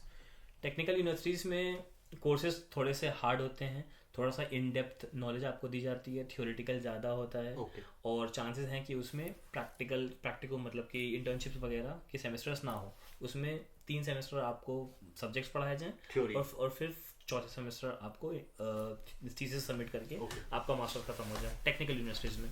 और जो यूनिवर्सिटीज ऑफ अप्लाइड साइंसेज होती हैं उनका थोड़ा सा प्रैक्टिकल अप्रोच होता है, वो उसमें आपको सॉफ्टवेयर्स भी इनकलकेटेड होता है। हालांकि कुछ सॉफ्टवेयर्स आपको उसमें भी पे वर्क करना होता है, जैसे सिमुलेशन में एनसिस सॉफ्टवेयर हो गया या अबैकस हो गया, या हमारे एनर्जी टेक्नोलॉजी में पॉलिसन सॉफ्टवेयर हो गया, उस पर हम लोग को वर्क करना पड़ता है। इवन एग्ज़ाम्स जो होते हैं वो भी सॉफ्टवेयर बेसिस पे आते हैं। तो फ़र्क यहाँ पे इतना है, सबसे पहला फ़र्क जो मैं बताऊँ कि पासिंग मार्क्स इंडिया में, मैंने जहाँ से बैचलर्स किया है वहाँ पे 30% पासिंग मार्क्स थे, और यहाँ पे 50 या कुछ के 60% पासिंग मार्क्स होते हैं। ओके। कि अगर आप 60% मार्क्स स्कोर करते हैं तो आप पास माना जाएगा, वरना आप फेल हैं, आप फिर से अटेम्प्ट करेंगे। ये एक चीज़ है जो कि हल्का सा अलग है। यहाँ पे पढ़ाने का तरीका भी काफ़ी अलग है, सबके पास PDF फॉर्मेट में मटेरियल मिल जाता है, रेफरेंस के लिए बुक्स दे दी जाती हैं, बट कभी ऐसा बुक से नहीं पढ़ाया जाता। जैसे मैंने इंडिया में क्या देखा है कि हम लोग को बुक्स रेफर कर दी जाती हैं कि देखो ये बुक्स हैं, और सब बच्चे वो बुक लेकर के आते थे, प्रोफेसर के साथ पास भी बुक रहती थी, वो अपना बुक से सॉल्व कर रहे हैं या बुक से कोई चैप्टर पढ़ा रहे हैं, कोई थ्योरम बता रहे हैं, ऐसा। यहाँ पे हर प्रोफेसर मतलब कि थोड़ा सा कहेंगे कि थोड़ा ज़्यादा क्वालिफाइड होते हैं, जिनके अपने नोट्स होते हैं, जिन्होंने पूरे सब्जेक्ट को अपने हिसाब से मेंड किया होता है, PhD करी हुई है उन्होंने। हमारे प्रोफेसर ने जैसे PhD की हुई है, तो उन्होंने अपने नोट्स बनाए हैं, अपना उनका थ्योरम है अपनी लैंग्वेज में। तो PDF फॉर्म मौजूद होता है, हम लोग को ऑलरेडी अवेलेबल होता है। क्लास में हम लोग जाते हैं, अपना लैपटॉप या टैबलेट या कुछ भी खोल के हम लोग बैठे रहते हैं, इवन मोबाइल खोल के बैठे रहते हैं। तो वो उधर PDF वहाँ प्रोजेक्टर लगा होता है, प्रोजेक्टर से पढ़ा रहे होते हैं, हम लोग इधर PDF में बना रहे होते हैं, नोट्स कर रहे होते हैं, कॉपी पेन में नोट कर रहे होते हैं, या कोई लैपटॉप में लोड कर रहा होता है। इस टाइप का माहौल रहता है। और फिर उसके बाद एग्ज़ाम का पैटर्न आपको प्रोवाइड कर दिया जाता है कि देखिए इस तरीके से एग्ज़ाम होंगे। उसके अलावा एक मैंने बड़ी यूनिक बात देखी कि यहाँ पे इम्पोर्टेंट क्वेश्चंस का सिनेरियो कम है। ओके। कि जैसे इंडिया में हम लोग कहें ना कि सर कौन कौन सा इम्पोर्टेंट है पास होने के लिए बता दिए, तो ऑलमोस्ट आई थिंक सबका वो रह जाता था कि जैसे कि हमारे में एक क्वांटम आती थी, चीट बुक आती थी। Yes. वो बड़े बड़े उसको क्या कहते हैं, बड़े बड़े बुक्स को वो छोटे छोटे 10-20 पन्नों के चैप्टर्स में वो क्वेश्चन और आंसर के फॉर्म में समझा देती थी। यहाँ पे ऐसी कोई चीट बुक नहीं है। यहाँ पे आपको कॉन्सेप्ट अगर सर से समझ लिया, प्रोफेसर समझ लिया तो वेल एंड गुड, नहीं तो आप रेफरेंस बुक्स भी यूज़ कर सकते हैं। लेकिन सबसे बड़ा हैक, सबसे ईजीएस्ट भी यही होगा कि आप सारे लेक्चर्स अटेंड करें, प्रोफेसर से 1-on-1 बात करें। Okay. उसी के बीच में वो आपको बताएंगे कि अच्छा ये इंपॉर्टेंट है, ये थोड़ा इंपॉर्टेंट है, ये नोट कर लो। लास्ट पे कभी वो नहीं बताएंगे। सारे प्रोफेसर यहाँ के बहुत प्रोफेशनल हैं। Okay. वो मतलब कि अगर आप 1 नंबर से फेल हो रहे होंगे तो वो आपको फेल कर देंगे। Okay. वो अब अपने उसमें बहुत ईमानदार बोल रही है इसमें कि अपने प्रोफेशन में बहुत ईमानदार है। जो डिजर्विंग होगा उसको मार्क्स मिलते हैं। हम लोग की भाषा में उसको स्ट्रिक्ट बोलते हैं कि बहुत स्ट्रिक्ट है, और उनके प्रोफेशन में वो काफ़ी प्रोफेशनल है। तो आप एक्सपेक्ट मत करिए लीनियंसी, ऐसे डिपेंड करता है प्रोफेसर टू प्रोफेसर, बट मेरा जो एक्सपीरियंस है मैं बस वही बता सकता हूँ। तो ये एक डिफरेंस है बहुत बड़ा। हाँ, उसके अलावा एग्जाम पैटर्न में डिफरेंस है, जैसे कि मैथ्स मैं मैथ्स का जिक्र बार बार ला रहा हूँ क्योंकि बहुत परेशान किया भाई मैथ्स ने।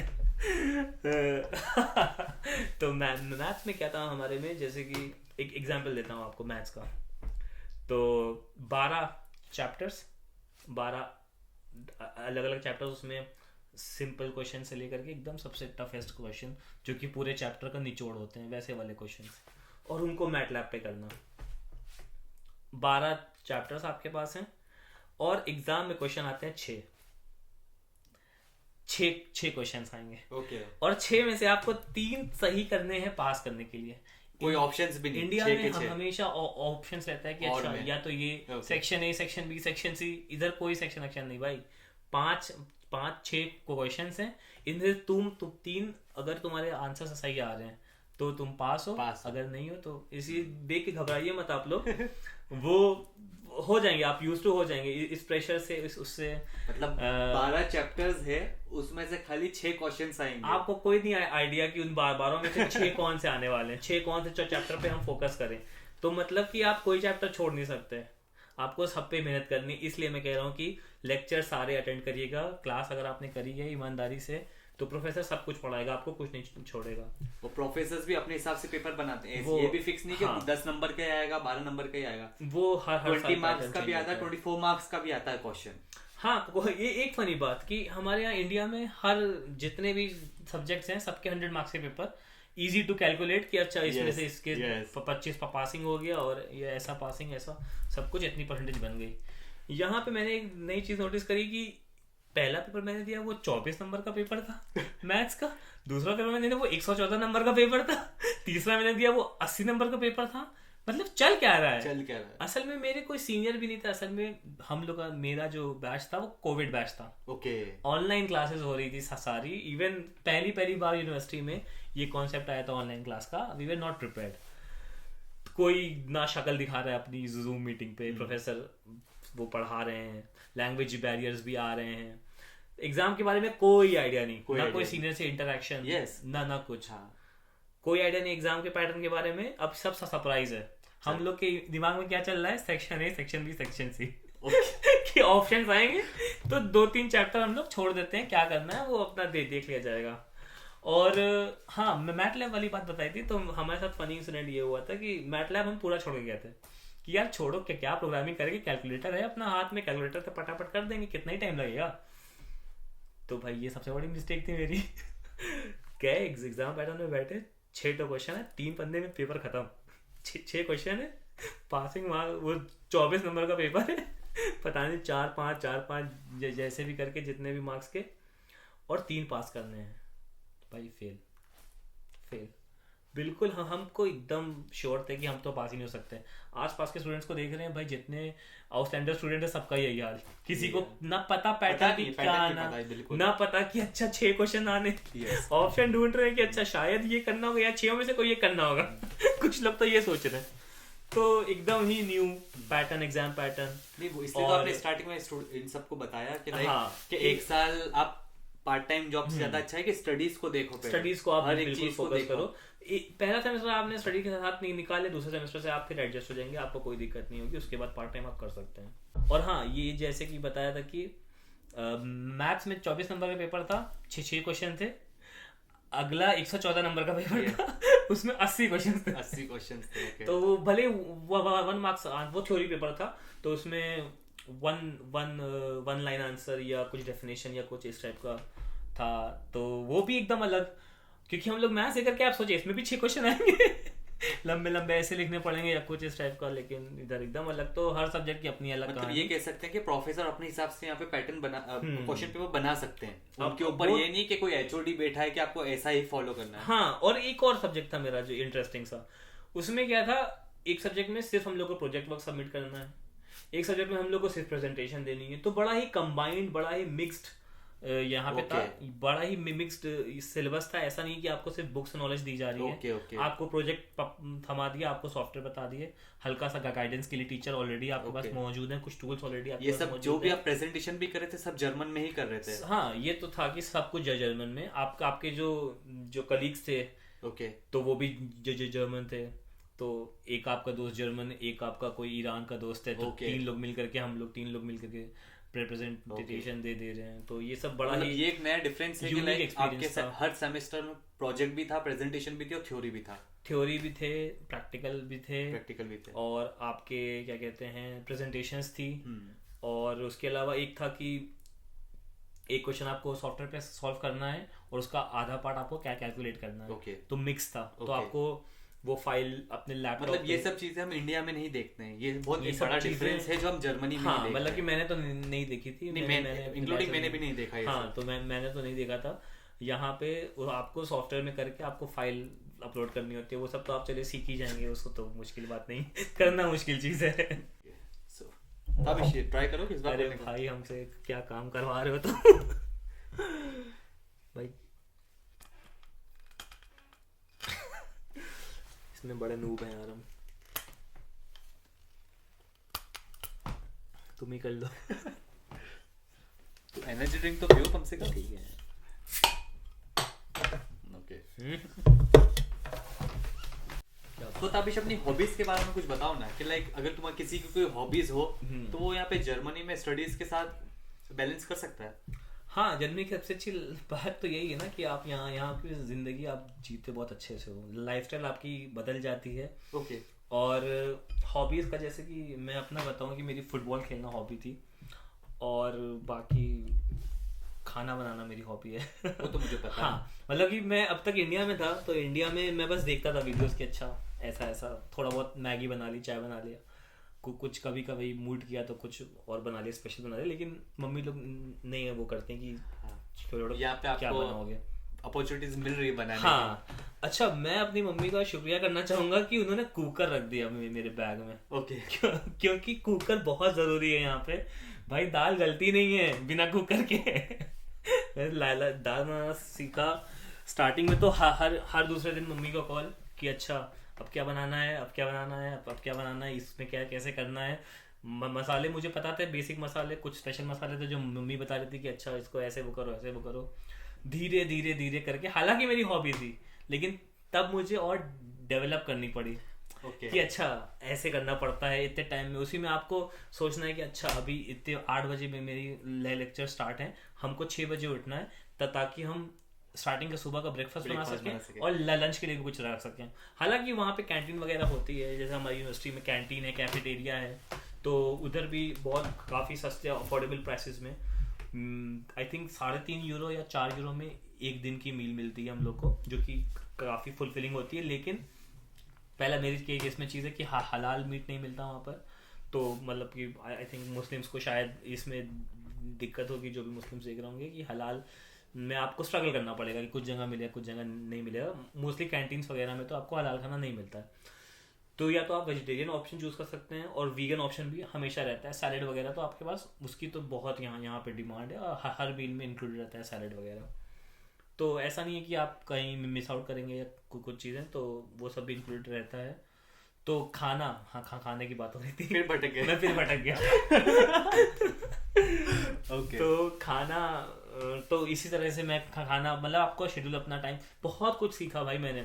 मैं आज तक इंडिया में कभी हॉस्टल में नहीं रहा। मैं हमेशा मैं डे स्कॉलर था, लखनऊ में मेरी यूनिवर्सिटी थी, तो मैं वहीं पे पूरे टाइम रहा, आराम से मज़े से बस बैग उठाना है, स्कूल कॉलेज जाना है, पढ़ाई करनी, वापस आ जाना, कुछ नहीं। मम्मी खाना, मम्मी टिफिन, मम्मी सब कुछ करके दे रही है, अपने कुछ नहीं करना।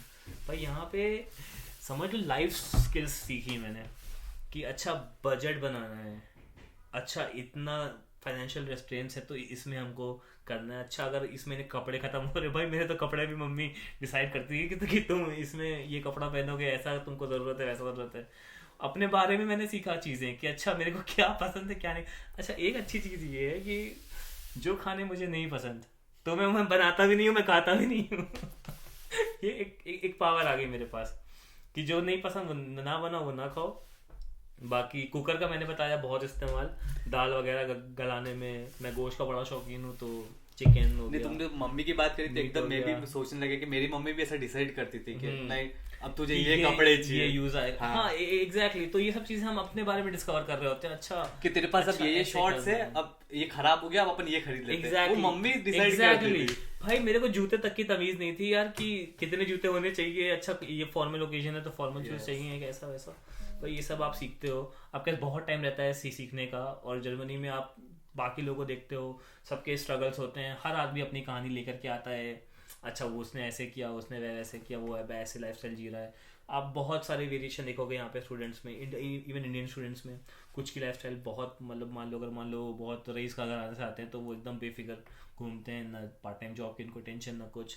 कुछ मिडिल क्लास से आते हैं, कुछ लोअर मिडिल क्लास से आते हैं। भाई मैंने ऐसे भी देखे हैं कि मेरा एक दोस्त था, वो लोन लेकर के आया हुआ था, उसको लोन चुकाना था, उसके ऊपर ये प्रेशर था, तो वो उस प्रेशर में पढ़ाई कर रहा है और फिर लोन चुका था। अल्टीमेटली उसने भाई 3 सालों में अपना 10 लाख 12 लाख का लोन चुका दिया। ओके, मतलब कि बहुत तारीफ करेंगे उसकी कि उसने चुका दिया। मतलब हर एक चीज हर एक मैनेज चीज करी उसने। पॉसिबल है यहाँ पे। अगर आप सिस्टम से चलोगे, आप मैनेजमेंट अच्छा रहेगा आपका, टाइम का, पैसों का, तो आप हर चीज़ अच्छे से कर लोगे, हर चीज़ निपटा लोगे। और मैं फिर भटक गया। No issue. क्या था? तो यही जब आपने बताया इस चीज के बारे में, तो मुझे ये बताओ कि लाइक जर्मन्स के साथ, जैसे आपने बताया कि आपका मास्टर्स जर्मन टॉट प्रोग्राम है, तो आपका जर्मन्स के साथ कैसा इंट्रोडक्शन था? हाँ, अब देखो मेरे प्रोग्राम में तुमको भी पता है कि तुम तो भले ही जूनियर हो थोड़ा सा मेरे, लेकिन मेरे प्रोग्राम में शायद मेरे साथ 5 और इंडियंस थे, और ये शायद पहला बैच था आउटस्टैंडर स्टूडेंट्स का, जिसमें फॉरेनर स्टूडेंट्स को इन लोगों ने लिया था।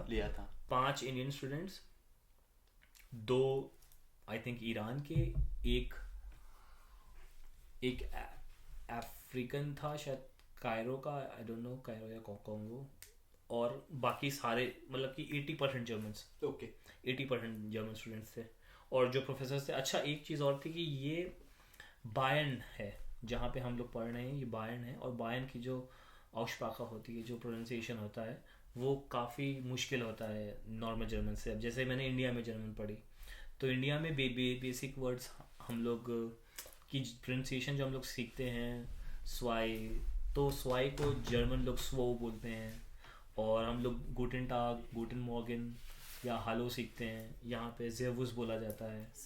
हाँ, तो जैसे इंडिया में आप देखें, इंडिया और अगर आप यूपी से, अगर आप बिहार या गांव की साइड चले जाएंगे, तो जैसे भाषा हल्की सी चेंज हो जाती है ना। जैसे कि मैं अपने गांव की बात करूँ कि मैं लखनऊ में ताबिश पुकारा जाता हूँ, और मेरे गांव में ताबिशवा।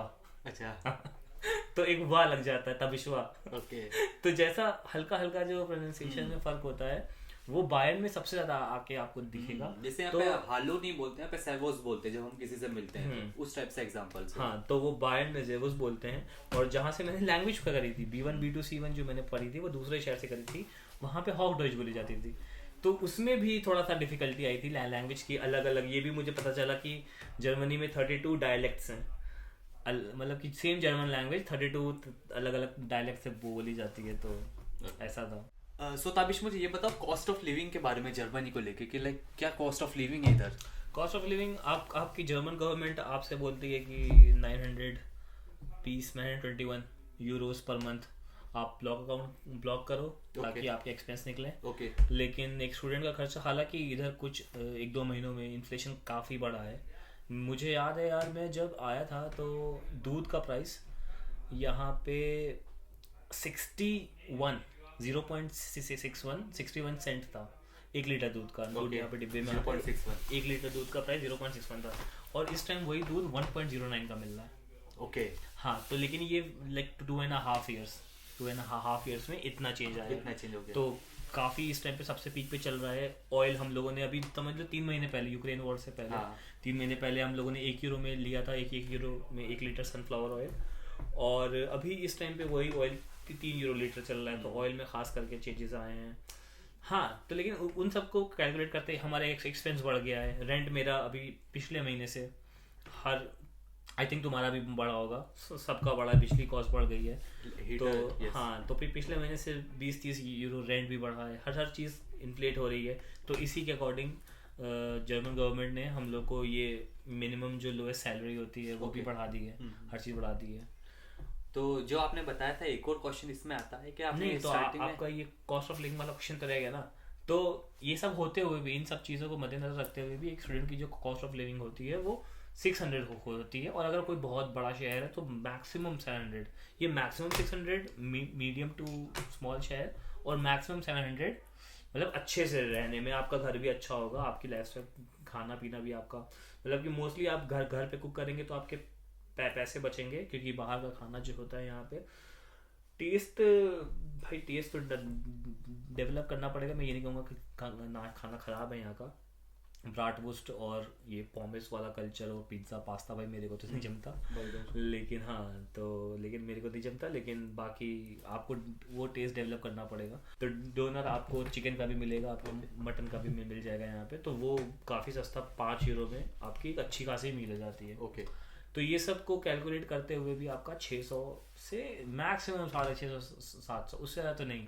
तो मतलब आपकी जो ब्लॉक अकाउंट 900 यूरोज आपने सेव किए हुए हैं, उसमें से भी आप सेव कर सकते पर मंथ 200-250 सेव कर सकते हैं। उसके अलावा अगर आपकी पार्ट टाइम जॉब है तो पार्ट टाइम जॉब है तो वो भी, पार्ट टाइम नहीं भी हो, मिनी जॉब हो जिसमें आप टैक्स पे नहीं कर रहे हो तो वो भी अच्छा जॉब है। भी हो तो उसकी भी 550 हो गई है, तो उसमें भी आप सर्वाइव कर सकते हो, इतना यहाँ पर है। और मिनी जॉब ऐसी होती है कि आप सैटरडे संडे का करते हो, सैटरडे संडे आपको एक वीक में 20 आवर्स फिल करने होते हैं, वो आपके सैटरडे संडे हो जाते हैं।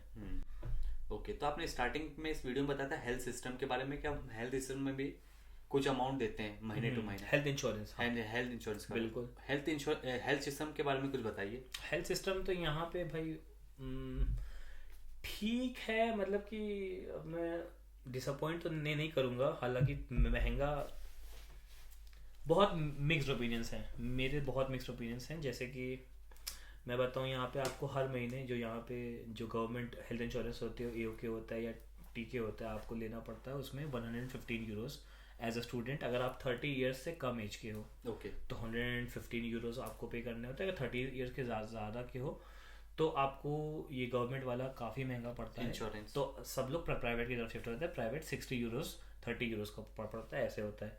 लेकिन प्राइवेट में हर एक चीज़ कवर नहीं होती है, गवर्नमेंट इंश्योरेंस में इवन आपकी हार्ट सर्जरी तक कवर होती है। ओके। अगर आपको बहुत बड़े एक्सीडेंट, छोटे मोटे नॉर्मल आपको पूरा बॉडी चेकअप कराना है, फुल बॉडी चेकअप आपका हेल्थ इंश्योरेंस में कवर होगा। हेडेक्स वगैरह होता है या कुछ भी ऐसा होता है तो सब कुछ कवर है, मतलब कि छोटे से छोटा बड़े से बड़ा पब्लिक वाले में, पब्लिक हेल्थ इंश्योरेंस में कवर होता है, जिसके आप 115 यूरो आप पे करते हो। और जो प्राइवेट होते हैं उसमें थोड़ी सी चीज रेंज कम हो जाती है कि आप हर चीज़ कवर नहीं कर सकते उसमें।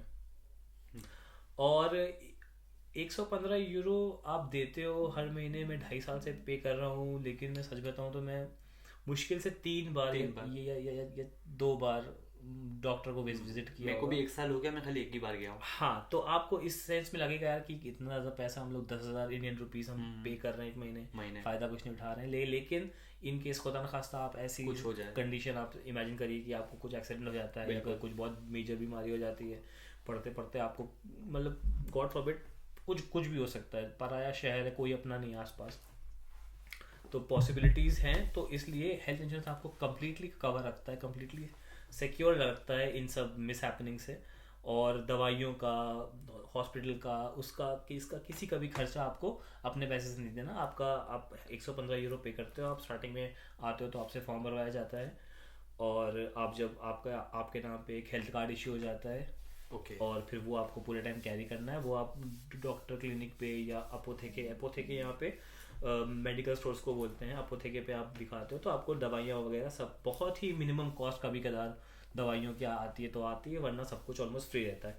जितनी बार चाहे आप हर दिन डॉक्टर को विजिट कराएं, आप डॉक्टर क्लिनिक में ही पड़े रहें पूरे वो सब कुछ वो करता है। लेकिन हाँ, इसमें एक खामी जो है वो मुझे ये लगती है पर्सनली, कि कभी कभी आपको किसी स्पेशलिस्ट की ज़रूरत पड़ती है। मान ली एक बार क्या हुआ था कि मेरे कंधे में, शोल्डर में मेरी चोट आ गई थी, और मुझे इमीडिएट, मतलब कि मेरे इंडिया से हर कोई दवाई का एक अपना पैकेट लेकर के आएगा और सबको लगाना चाहिए, क्योंकि कुछ दवाइयाँ होती हैं जिनसे आप यूज टू होते हैं, आपकी बॉडी यूज टू होती है। आपको पता है कि अगर आप बुखार में ये दवा खाओगे तो आपको फ़ायदा करेगी, तो आप कुछ दवाइयाँ तो लेके आते हो। मैं रिकमेंड करूँगा हर एक को कि आप अपना दवाइयों का पैकेट लेके आइए, पेट वेट हर चीज़ का, क्योंकि मौसम चेंज होता है, हर चीज़ बदलती है, तो आपको एडजस्ट होने में कभी कदार दिक्कत, मुझे तो नहीं आई पर्सनली।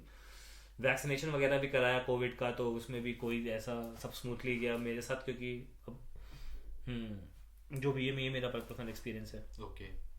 लेकिन आपको दिक्कत है कि तो अपना पर्सनल दवाइयों का वो तो लेके आइए। और हाँ, जो मैं स्पेशलिस्ट वाली बात कर रहा था, वो स्पेशलिस्ट वाले शोल्डर को लेके शोल्डर को लेके भाई तुमने एनर्जी ड्रिंक में कुछ मिलाया तो नहीं है? तो हाँ, तो मुझे शोल्डर में हल्का सा पेन हुआ था, इतना हुआ था कि मैं अपने वर्क पे नहीं जा पाया था, तो क्लासेस अटेंड नहीं कर पाया था। तो उस टाइम पे मैं अपने जो यहाँ पे, हाँ, दो दो डॉक्टर्स होते हैं। एक होते हैं हाउस आर्ट्स आपके, जो कि अलगेमाइन है, मतलब कि जनरली वो एक जनरल फिजिशियन होते हैं जो कि हर एक चीज़ के करते लिए। हैं। तो आपका हमेशा कभी आप डायरेक्टली किसी स्पेशलिस्ट के पास नहीं जा सकते।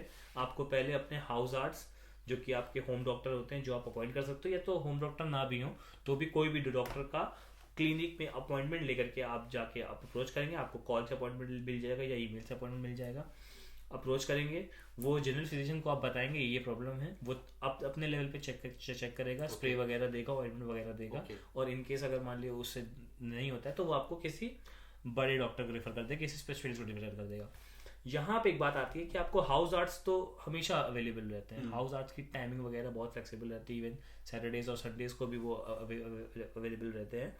लेकिन जो स्पेशलिस्ट डॉक्टर्स होते हैं, तो मेरे साथ ये हुआ था पर्टिकुलरली। हालांकि मैं ये बोलूँगा कि ये छोटा शहर है, इसलिए ज़्यादा नंबर ऑफ डॉक्टर्स भी नहीं है, तो मुझे इमीडिएट हेल्प, इमीडिएट नहीं मतलब कि ठीक ठाक था। कभी कभी होता है ना, जब आप स्ट्रेन पड़ जाता है कंधों में, तो आप अच्छे से रोटेट नहीं कर पाते, मूवमेंट नहीं कर पाते, तो उसी टाइम आपको डॉक्टर को देखना हुआ था। और मुझे अगर कुछ मुझे पता था कि स्प्रे उस पर लगाऊंगा तो सही हो जाएगा, लेकिन तब भी एज अ प्रिकॉशनरी कुछ एक्सरे वगैरह होता ना, खास तक कुछ भी हो सकता है।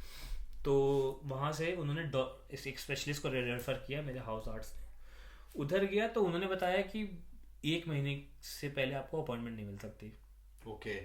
मेरे पास सब कुछ था कि ये इन डॉक्टर का रेफरेंस था और मुझे दिक्कत है, तो उन्होंने कहा नहीं सॉरी। और उन्होंने 3-4 क्लिनिक्स के और नाम बता दिए मुझे कि देखिए मेरे पास अपॉइंटमेंट नहीं है, लेकिन मैं आपको यहाँ रेफर कर सकती हूँ या दूसरे उस पर। इवन शहर के बाहर के भी कुछ डॉक्टर्स हैं जो आप जाके पता कर लिया अपॉइंटमेंट के लिए। तो फिर मुझे लगा कि यार अब मैं पढ़ाई कर लूँ या यही सब करता रहूँ, तो मैंने उसको अवॉइड किया, जलाने दिया। हालांकि करना नहीं चाहिए, लेकिन मैंने सोचा, मुझे पता था कि ये नॉर्मल का कंधा ही दर्द है। इन केस अगर मान लो एक्सरे होता है तो ज्यादा दर्द होता है। तो नहीं, मगर चलो आपका केस नहीं समझते, मगर किसी और स्टूडेंट को और में ज्यादा ऐसा हो जाए, हाँ, तो आपको थोड़ा स्ट्रगल आपका बढ़ जाएगा। स्पेशलिस्ट आपको थोड़ा उससे मिलेंगे। हाँ, लेकिन इसमें एक अच्छी चीज़ और भी है, एक होता है इमरजेंसी डॉक्टर। इमरजेंसी डॉक्टर या हॉस्पिटल्स में भी इमरजेंसी फैसिलिटीज़ होती हैं, जिसमें अगर आप जाएंगे तो आपको फ़ौरन इलाज मिलेगा। मेरा केस इन बिटवीन इमरजेंसी और कैजुअल, इन बिटवीन उसमें फंस गया था, तो इसलिए मैं डिसाइड नहीं कर पा रहा था कि अब मैं इमरजेंसी के केस में जाऊँ कि ना जाऊँ। यहाँ पे हाँ, तो ये एक बुरी बात है कि अगर आपको स्पेशलिस्ट को दिखाना है तो अपॉइंटमेंट लंबी हो सकती है, मेरे एक्सपीरियंस से। आपका मुझे पता नहीं, आपने कभी ऐसा स्पेशलिस्ट के पास गए हो कभी तुम? नहीं, मैं उसके लिए नहीं गया था। मेरे को स्टमक में वो हुआ था, जो मैंने बताया एक बार, तो वो अलगेमन के पास में गया था, हाउस आर्ट्स नहीं सी ठीक कर दिया तो उससे हो गया था। हाँ, तो अगर जो आपने ये बताया, फॉर एग्जांपल अगर किसका फ्रैक्चर हो गया है, अगर मान लो फ्रैक्चर होता है तो ये थोड़ी सीरियस इशू है। तो आप कॉल करेंगे, आपके घर पे एम्बुलेंस आएगी, आपको घर से लेके जाएगी, पूरा आपको हॉस्पिटल में ट्रीट करेगी, जल्दी से जल्दी जितना प्लास्टर हो पाए प्लास्टर करा देगी, सब कुछ सारी ट्रीटमेंट आपको मिल जाएगा, पैसा एक भी नहीं लगेगा। ओके। हाँ, तो ये वो इमरजेंसी केसेस है, पे भी कर रहे हैं। हाँ, क्योंकि आप वो एग्जैक्टली वो आप मतलब ये नहीं है कि आप नहीं पे कर, आप मंथली टू मंथली उनको पे कर रहे हो। एग्जैक्टली, उसमें आपके एम्बुलेंस सबका खर्चा वो होगा। वरना कभी कभी क्या होता है कि कुछ प्राइवेट एम्बुलेंस सर्विसेज भी होती हैं जो कि पैसे लेती हैं। हाँ, तो ये सब चीज़ें हैं, तो मतलब कि रिकमेंडेड है स्टूडेंट्स के लिए, कंपलसरी भी है, आई थिंक वीज़ा के लिए कंपलसरी भी है कि आप कंपलसरी, हाँ, कि आप हेल्थ इंश्योरेंस आपको बताना, पब्लिक हेल्थ इंश्योरेंस आप करवाएं। सो ताबिश, हमने आपसे बात करी सबसे पहले आपके पास्ट एक्सपीरियंस के बारे में, जो भी था आपका इंडिया में, देन आप कैसे जर्मनी आए, देन अभी आप करंटली क्या कर रहे हो, और हमने आपके फ्यूचर के बारे में बात करी। हाँ, और हाँ, मैंने बताया मैं कभी पार्ट टाइम कर रहा हूँ अमेजोन में। ओके। अमेजोन डिलीवरी सर्विस, इत्तेफाक से हमारे शहर के पास ही एक नया वेयर हाउस खुला है अमेजोन का, तो स्टूडेंट्स के लिए बहुत अच्छी अपॉर्चुनिटीज़ है। और आई थिंक अमेजोन या ऐसी डिलीवरी जॉब्स भी बहुत अच्छी होती हैं, पे भी अच्छा मिलता है और आपको रिकॉग्निशन भी अच्छा मिलता है वहाँ पे। तो इस टाइम मैं अमेजोन में काम कर रहा हूँ, अच्छा पे है, सब कुछ फैसिलिटीज़ अच्छी हैं, हेल्थ इंश्योरेंस मेरा वही पे करते हैं, तो बहुत, और बाकी बेनिफिट्स भी हैं, एम्प्लॉय डिस्काउंट एंड ऑल, वो सब भी है। तो वो सब भी है। तो ये सब चीज़ें आपको मिलेंगी यहाँ पे बड़ी बड़ी कंपनीज में, अगर आप इंटरेक्ट करोगे या उनके साथ काम करोगे तो। ओके, सो हमने बहुत अच्छी एजुकेशनल के ऊपर बात करी और लाइफस्टाइल के ऊपर बात करी। मुझे एक चीज़ बताओ कि बताओ इंडियन गर्ल्स और जर्मन गर्ल्स में कोई डिफरेंस लगा? Like do you like German girls more better और ये तुम गलत आदमी सवाल कर रहे हो पहली बार। भाई मेरी अगले महीने शादी, क्या गुनाह करवा रहे नहीं मतलब कि पता नहीं, मतलब कि इस सवाल के लिए मैं एकदम सूटेबल नहीं हूँ, मुझे ऐसा ऐसा इंटरेक्शन नहीं है। हालांकि थी मेरे मैकेनिकल में जो लड़कियां थी उनसे एक आध बातचीत थी ऑब्वियसली सब्जेक्ट को रिलेटेड, तो कुछ ऐसा फर्क नहीं लगा मुझे। हालांकि एक कम्युनिकेशन गैप फील हुआ, थोड़ा सा बात करने में हिचक लगी। अपने देश से कि मतलब कि कोई लड़का हो चाहे लड़की किसी से बात करता है तो बहुत कंफर्टेबली बात करते हैं, सब समझते हैं। यहाँ से मैं तो एक ही चीज समझ रहा हूँ कि तुम्हें एक अच्छा लाइफ पार्टनर मिल गया तो तुमने कहीं और देखा ही नहीं। हाँ मतलब जरूरत नहीं पड़ी, यही रीजन है। नहीं हाँ, और यहाँ पे फ्रेंडशिप भी ना थोड़ा सा फ्रेंडशिप बहुत, ये लोग होते तो हैं जब तक मतलब कि जैसे आपकी यूनिवर्सिटी में दोस्त बनेंगे तो वो आपके यूनिवर्सिटी तक ही रहते हैं। okay. एक जर्मन्स के बारे में मैंने एक चीज नोटिस, मेरा पर्सनल एक्सपीरियंस है, ऑब्वियसली हो सकता हो बाकी अलग अलग होता हो, मेरा अलग है। जो जर्मन्स तुम तो यार जर्मन्स के साथ रह रहे हो ना, तो वो तो तुम्हारे मिड बेमोनर है, तो वो तो तुम्हारे साथ ही रहेंगे, लाइफस्टाइल ही सब साथ रहेगी। हमारा इतना रहा है कि वो थोड़े से प्रोफेशनल होते हैं, प्रोफेशनल इन द सेंस कि अपनी, जैसे मान लो तुम्हारे ऑफिस से कलीग्स हैं, मेरे बहुत सारे जो अमेजोन में मैं काम कर रहा हूँ, बहुत सारे लोग वहाँ पे मेरे दो दोस्त हैं, बट वो ऑफिस तक ही सीमित है। मतलब ऐसा नहीं जैसे मान लो पर्सनली मेरा बर्थडे पड़ा तो मैं नहीं उनको इनवाइट किया, या उनका बर्थडे पड़ा तो उनका फ्रेंड सर्कल अलग है, तो वो ऑफिस तक ही है। तो ये थोड़ा सा अपनी पर्सनल लाइफ, पर्सनल फ्रेंड्स और उसमें थोड़े से चूजी होते हैं, मैं उसको रेसिज्म नहीं बोलूंगा, लेकिन उसको मैं बोलूंगा कि चूजी होते हैं। रेसिज्म तो नहीं, बिल्कुल नहीं। बहुत से मेरे इंडियन फ्रेंड्स के बहुत अच्छे जर्मन दोस्त भी हैं, लेकिन थोड़ा सा माहौल का भी फर्क है, और आपकी बात करने का अंदाज भी, आपकी वाइब जिसको बोले वाइब मैच कर जाए, मैच करेगी तो अपने पॉसिबिलिटी ज़्यादा होती है कि इंडियंस और पाकिस्तानी इन लोगों से ज़्यादा वाइब मैच करती है, एशियंस बेसिकली। सो ताबिश, तुम लाइक अक्टूबर में अब जा रहे हो शादी करने के लिए, राइट? एंड अगर तुम्हारी वाइफ ये इंटरव्यू देख रही होगी, तुम उनको क्या बोलना चाहोगे? बिकॉज वो भी मास्टर्स करने आ रही है, तो मे बी वो मेरा शो देख रही हो। हम यही बोलना चाहेंगे कि सी यू इन जर्मनी, और बस हम आ रहे हैं 20-25 दिन और 20-25 दिन और है। यस, हाँ, शॉपिंग कर ली उनके लिए सब? हाँ, शॉपिंग चल रही है, सब पैकिंग चल रही है। अब जब इंडिया जाना भी एक बहुत बड़ी डील होती है भाई, एक ट्रैवल करना, वो बैग पैकेज करना, और वो एक अलग ही थ्रिल है उसका। एक महीने पहले से वही वो थ्रिल स्टार्ट होता है कि अच्छा ये चीजें लेके जानी है, पैसों का मैनेजमेंट, टिकट्स कब कर रहे हैं, कौन सी बेस्ट फ्लाइट है। स्टूडेंट के साथ रहते हैं कि जितना लगेज ले जाए उतना अच्छा होता है, तो चुनिंदा फ्लाइट्स हैं। अगर ये लंबा नहीं हो रहा है तो हम फ्लाइट्स का भी जिक्र करते हैं। अभी तक आप थोड़ा सा लंबा चलेगा, अभी तक आप जर्मनी आए हो, आपने घर से एक भी पैसा नहीं लिया, राइट? घर से मैंने वही ब्लॉक अकाउंट के पैसे नहीं थे, वही उस टाइम पे मेरे लिए बहुत ज़्यादा थे, मुझे उसकी भी बहुत वो थी यार कि वो लेने पड़ रहे, इतना पैसे लेने पड़ रहे। लेकिन फिर उसके बाद से मैंने यहाँ पे सब कुछ अपने सब कुछ करा। मैं 3 साल होने वाला, ऑलमोस्ट मुझे 3 साल होने वाला है यहाँ पे, और उसके बाद से फिर मैंने सेल्फ फाइनेंस कर लिया, अपनी टिकट वगैरह भी खुद से ही मैनेज कर लेता हूँ, गिफ्ट्स वगैरह भी मैनेज हो जाता है। मतलब कि चल रहा है, बहुत ही लैविश लाइफस्टाइल तो नहीं, लेकिन हाँ बहुत मौज तो नहीं कर रहे हैं, लेकिन अभी तो स्ट्रगल टाइम है, सब स्टेबल, सब कंट्रोल, अंडर कंट्रोल है।